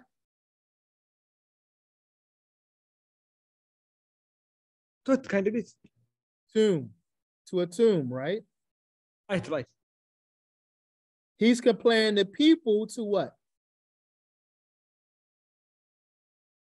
He's comparing the people to what? Ghost, I think. The phantoms. Phantoms. Right? Right or not? Yes, absolutely right. You're right. So this is what we call a metaphor. So when you're reading, always look out for metaphors because authors always use them. And it's comparing two things to make a point, two or more things to make a point. And he's trying to make the point that outside in this neighborhood or in the neighborhood that he walks in, it's like a cemetery. It's like a graveyard. It's silent. It's quiet. You don't hear anything. And what you do hear sometimes are the phantoms or the ghosts whispering and murmurings. And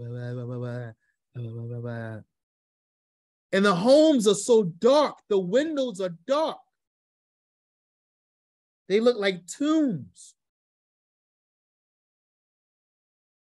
Right? That's called a metaphor. The other one that authors use is when you're comparing two things are similes. And the similes are the same as, they do the same thing as a metaphor, but the difference is a simile will use the word like or as. And I don't think he used a simile in the second paragraph. But I want you to watch out for metaphors and similes as we continue to read. Doctor. Yes. Who is the person imagine all this? Is it Leonard? What's the author? What's the characters? What's our main character's name? Who the person imagine these things? So what's our main character's name? Anybody remember? I think Leonard. Yes or no? Leonard Mead. Yes. Leonard Mead is our main character. I think it's not normal human. He could be. You know what? Maybe he's not normal. He must go in doctor of psychology or. So you think Leonard Mead is crazy? I think I will be doctor of psychology, something like that, and I will yes. What's the term? So I will tell you that you may be right. All right. So let's do this as we read. As we read this story, let's do this, doctor, psychologist. Let's ask the question. Okay, we're going to agree on this, everyone. Write this down in your notes. Is Leonard Mead crazy?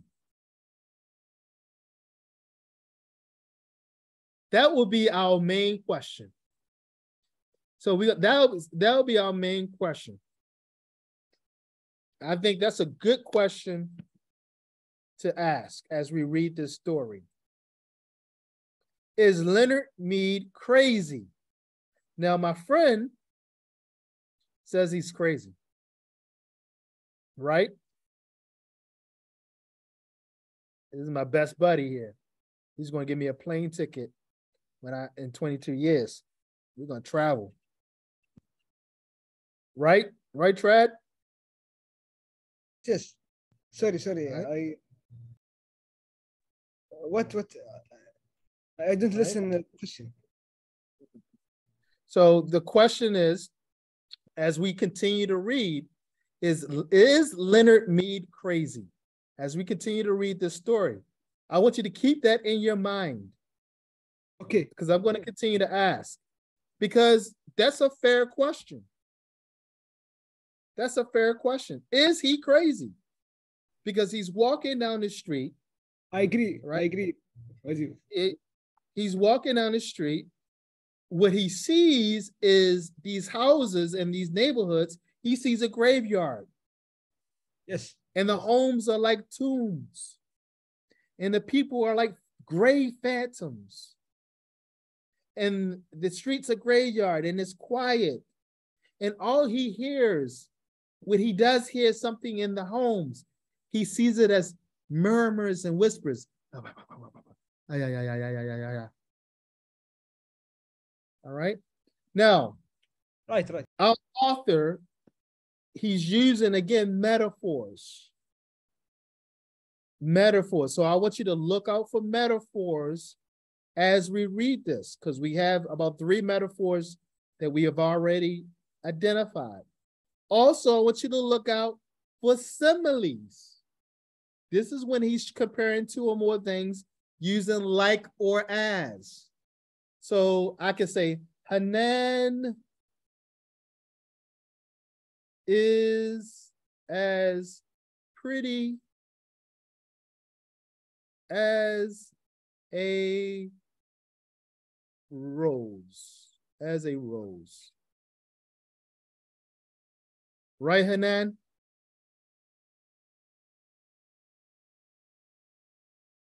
Right, Hanan? Yeah. Hanan is as pretty as a rose. That is me comparing Hanan to a rose. That's a simile because I'm using as. Or I can say Lebna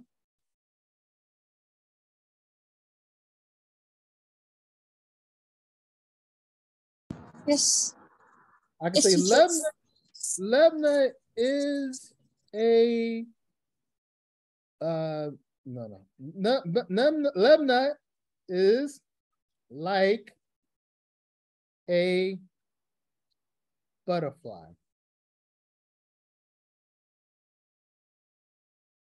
Lebna is like a butterfly. That's also a simile because I'm comparing Lebna to what? I'm comparing Lebna to what? It's like what am I comparing Lebna to? Butterfly. Butterfly. So this is also a simile. What if I said Jude is a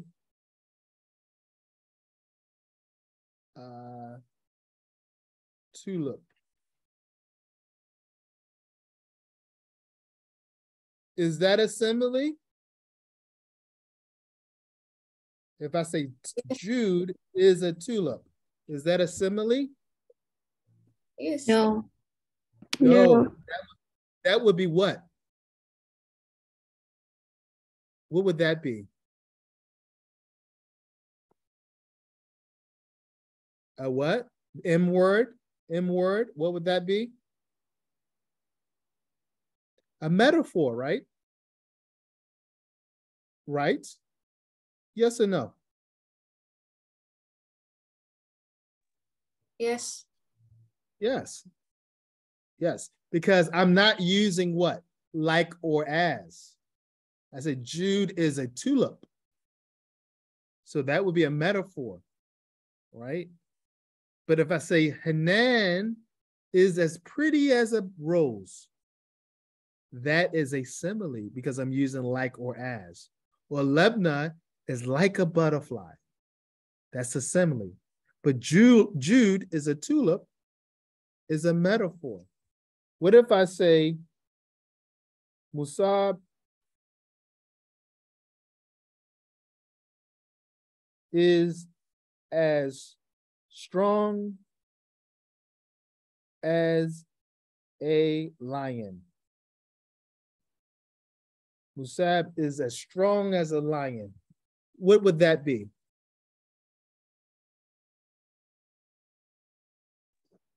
Similes. Simile. That would be a simile. Right, Mazan? That's a simile, right, Mazan? Yes. Yes, yes. What if I said Muzan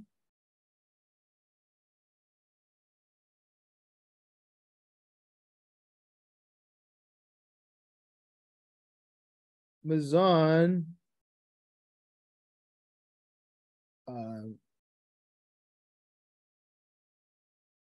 is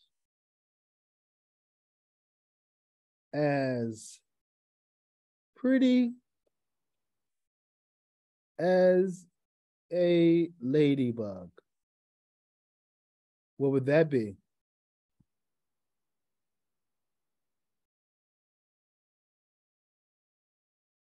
What would that be?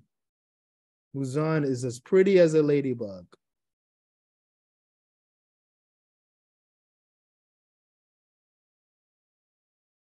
Anyone?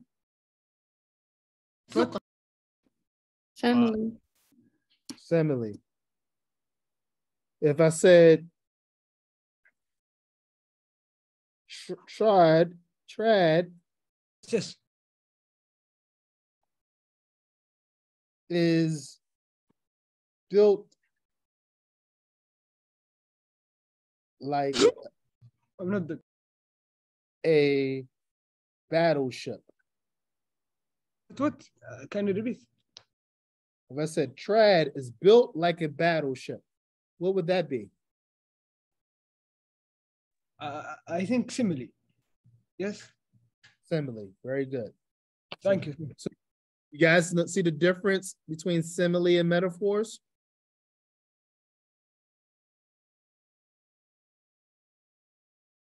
You see the difference between similes and metaphors? You can put it in the chat box.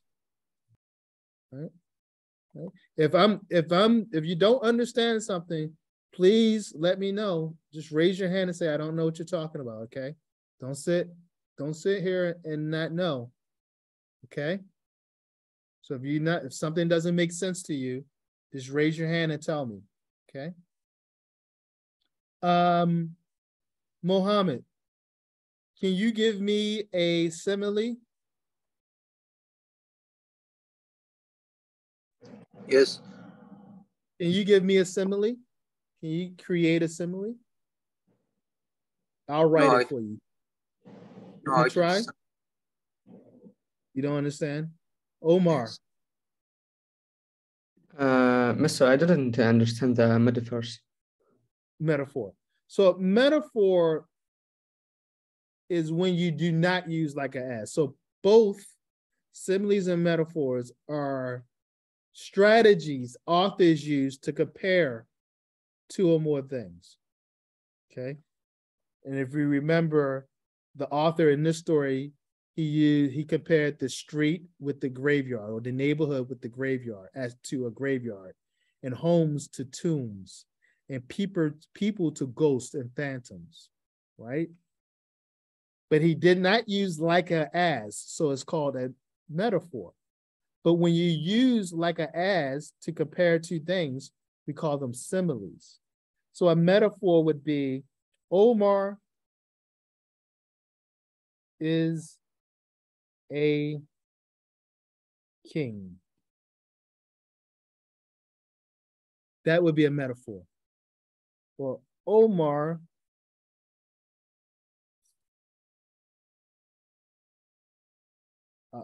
Omar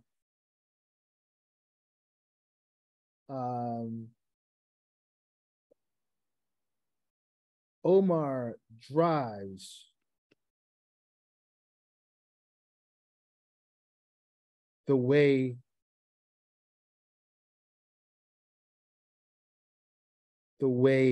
lions, or Omar drives the way cheetahs run. I might have spelled cheetahs wrong.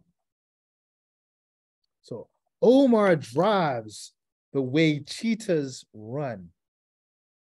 You see that, Omar? Yeah, teacher. So what am I doing here? What are the two things I'm comparing?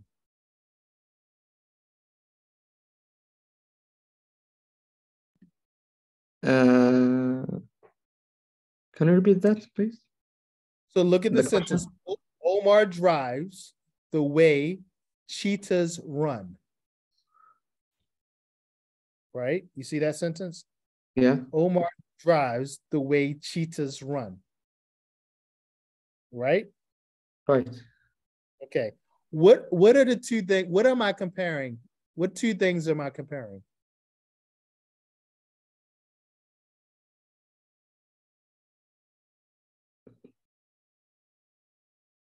I didn't know.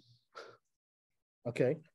Am I not comparing the way you drive to the way cheetahs run?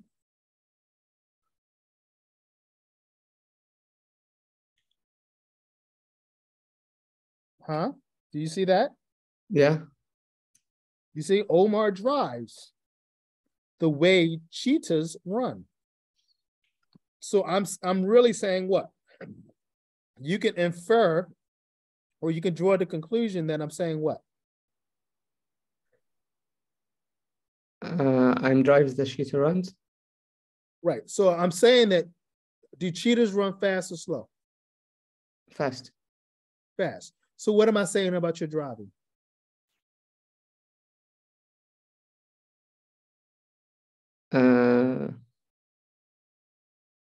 What am I saying? If I say Omar drives the way cheetahs run, what am I saying about your driving?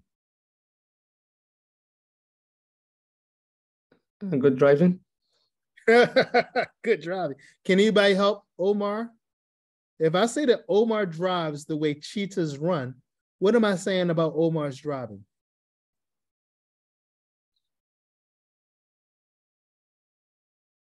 I don't know.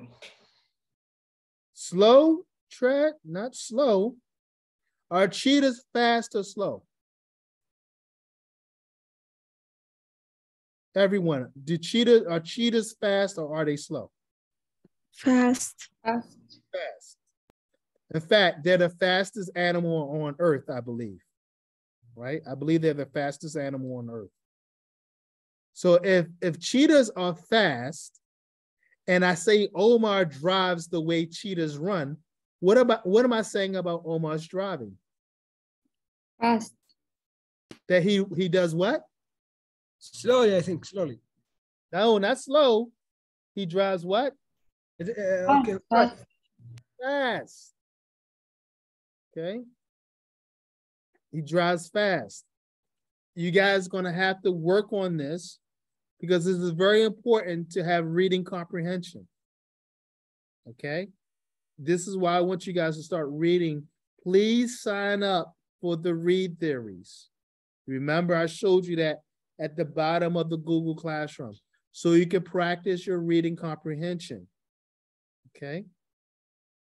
So if I say Omar is a king, Rekta, what am I really saying? Omar is a king.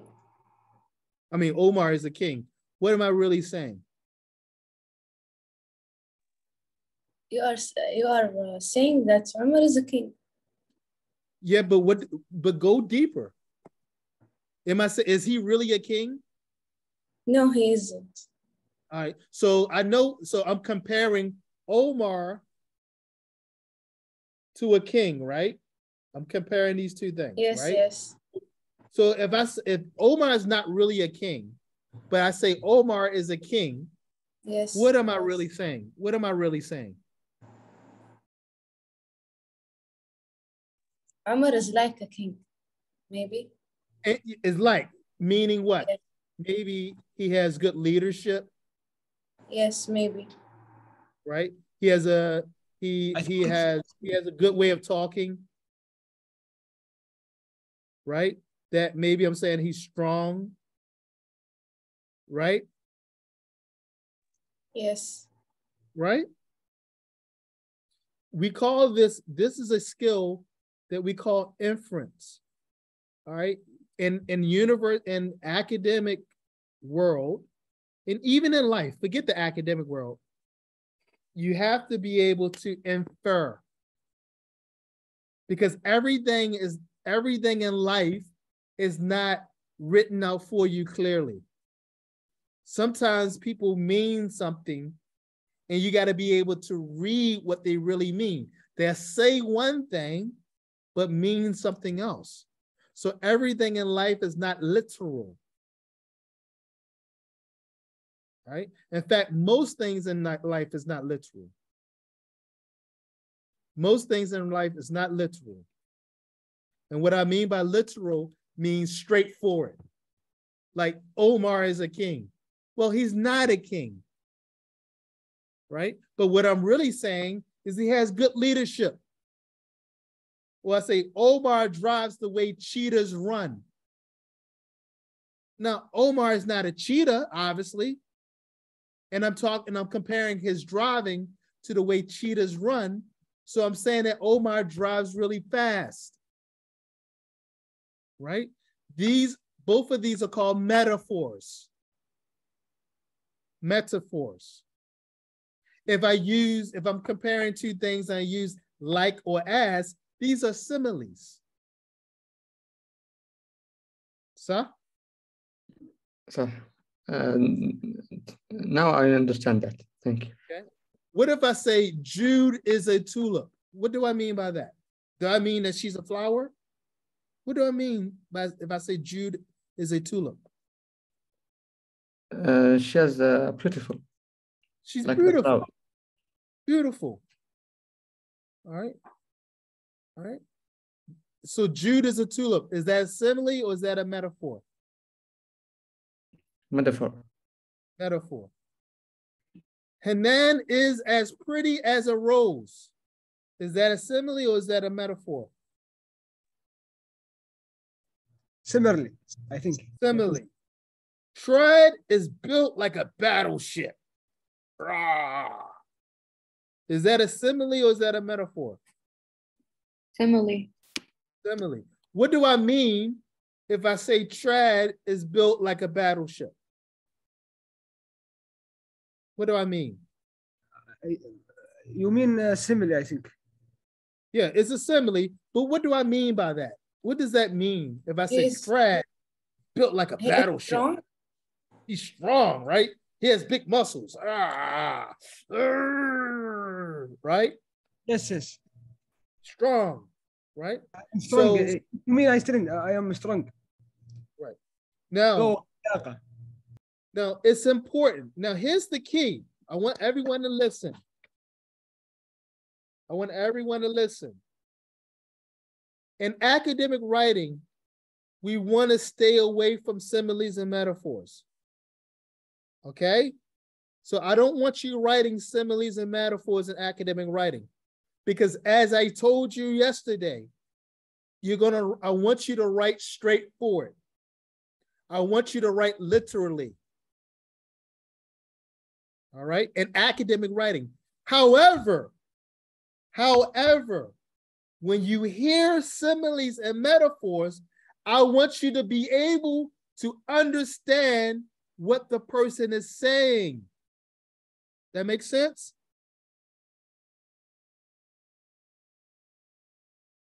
Does that make sense? What? Can you repeat? All right. So Omar, you have a question?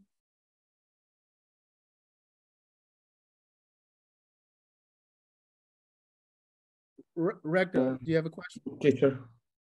The writing, academic writing, should we use the similes or the metaphor? No, that's what I'm saying. Listen to what I'm saying. When you get to university, okay, when you do academic writing, I do not write similes or metaphors. And the reason why is because in academic writing, we want to be literal. We want to say exactly what we mean. Sir? Yes. Okay? صح. But you're going to read some things. You're going to hear people use metaphors and they're going to use similes. So I want you to be able to understand what people are saying when they use them. Sir? Yes. Okay? I don't want you to write them. Not in academic writing.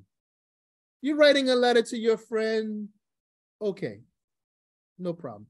But at the university, when you're writing paragraphs and you're writing reports and you're writing essays, I do not want you to use similes and metaphors. And the reason why is because in academic writing, we say exactly what we mean.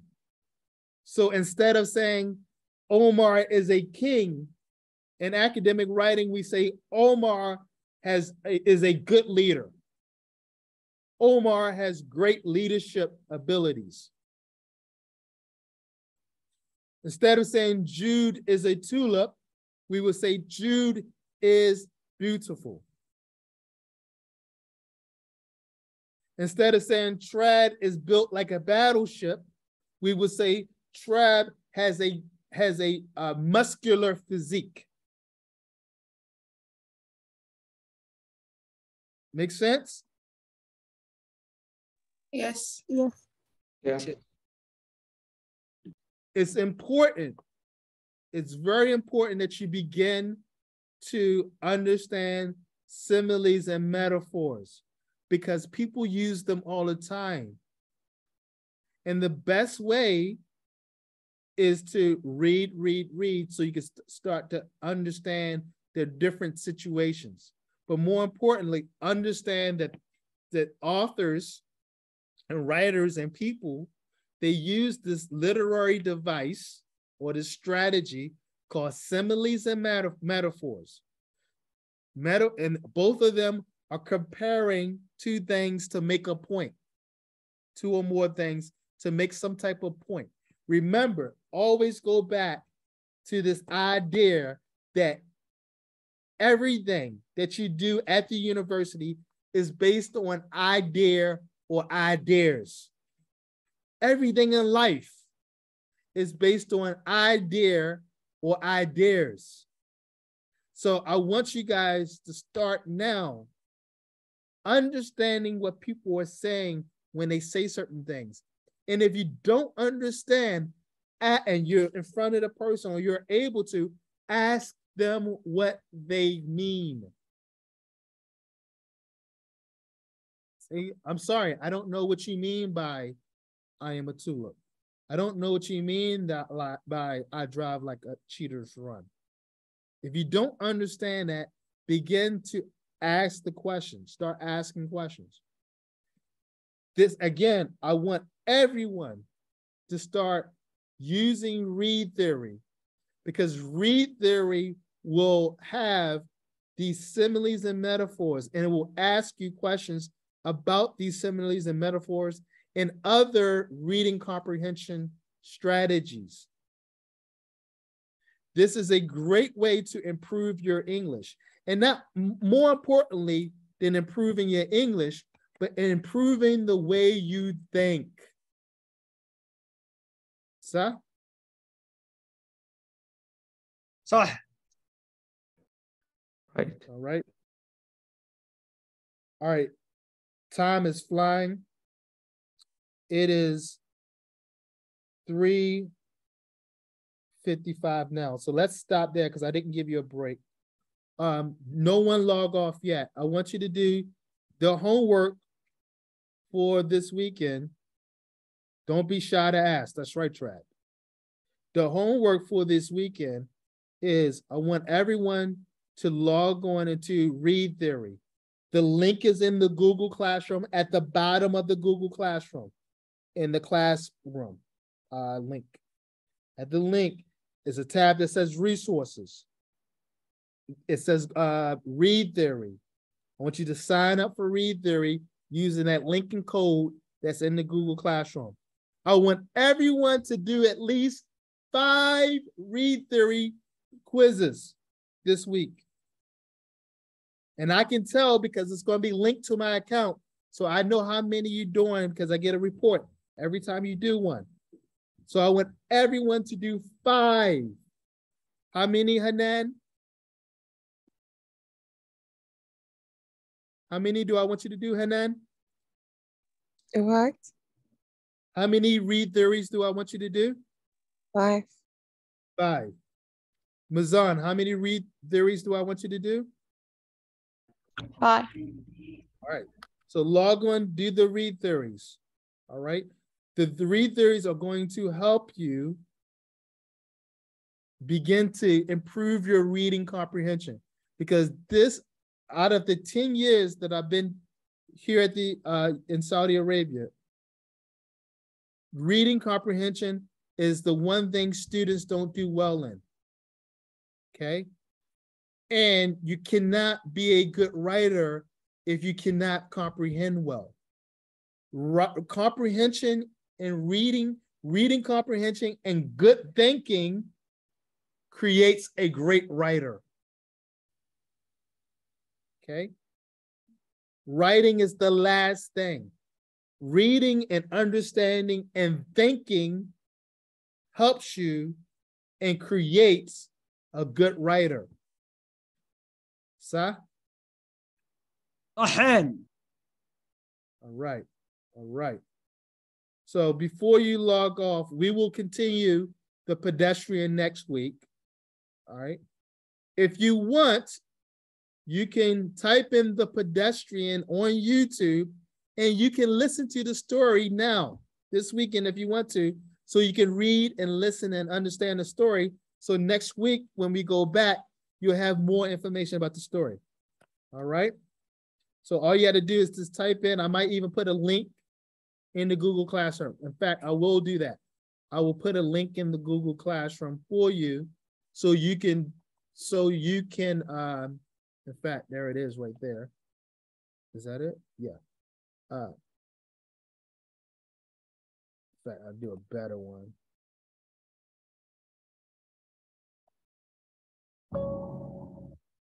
So I'm going to put a link right now in the Google Classroom for you so you can listen to the story before the next class. All right. The Pedestrian audio.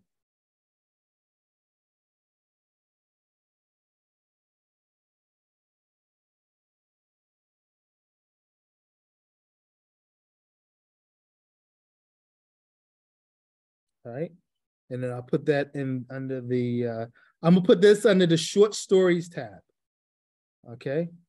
The Pedestrian audio, and I'm gonna put the audio in PDF. So if you want to read it too, the audio YouTube version will be there. It's only 12 minutes, ladies and gentlemen. So it's not painful. So the audio and the PDF will be there also for you. So you can read ahead of us, and you can also listen. If you don't want to read or you have difficulties in reading, you can also listen in advance. So when we come back next week to read the story, you will have an advantage because you have at least listened to the story.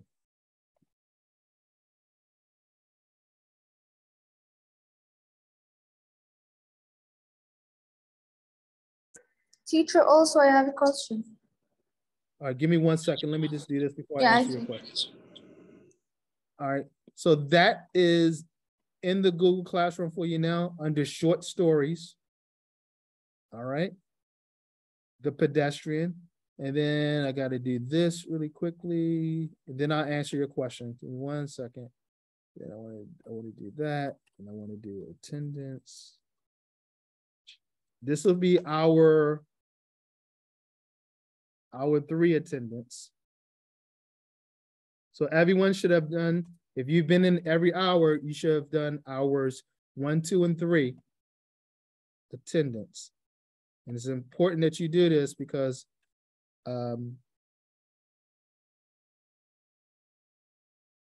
this is what I turn this into Miss Nejla, so you can get credit for sitting with me and hearing me ramble on.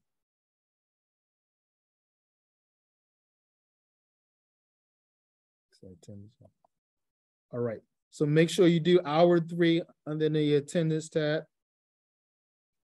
Make sure you do hour 3.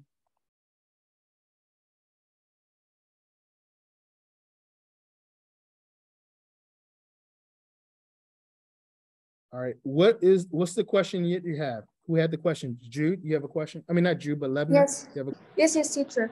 Attendance for this hours. I don't find it. Yeah, it's there now. It's there now. It's now. Yeah. Okay. And the reason why I don't put it in advance because I don't want people, signing up and then leaving. Okay. Yeah. So the attendance is there now.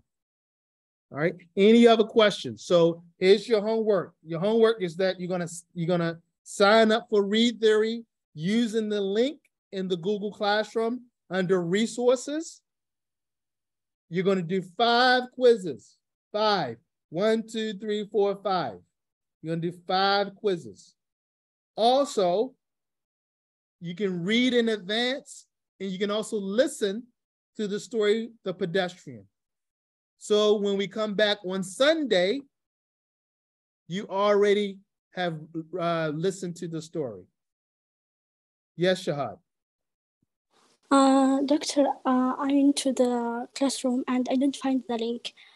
I come there for hours 3 and I didn't find the link. It's there now. It's there now. Look again. Also, teacher, when we collect about this attendance, we don't have just add comments. We don't find the link to write Lubna as a present, Hold a second. Hold on a second. Yeah, you're right. You're right. Bad teacher. Bad teacher. Give me 1 second. I did not do that. Hold on a second. I'm moving so fast. I forgot to do that. Thank you. Give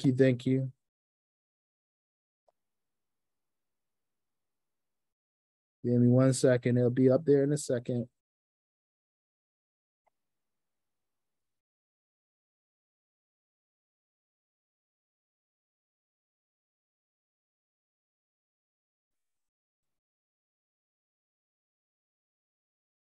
All right, it's there now. It's there now. Okay.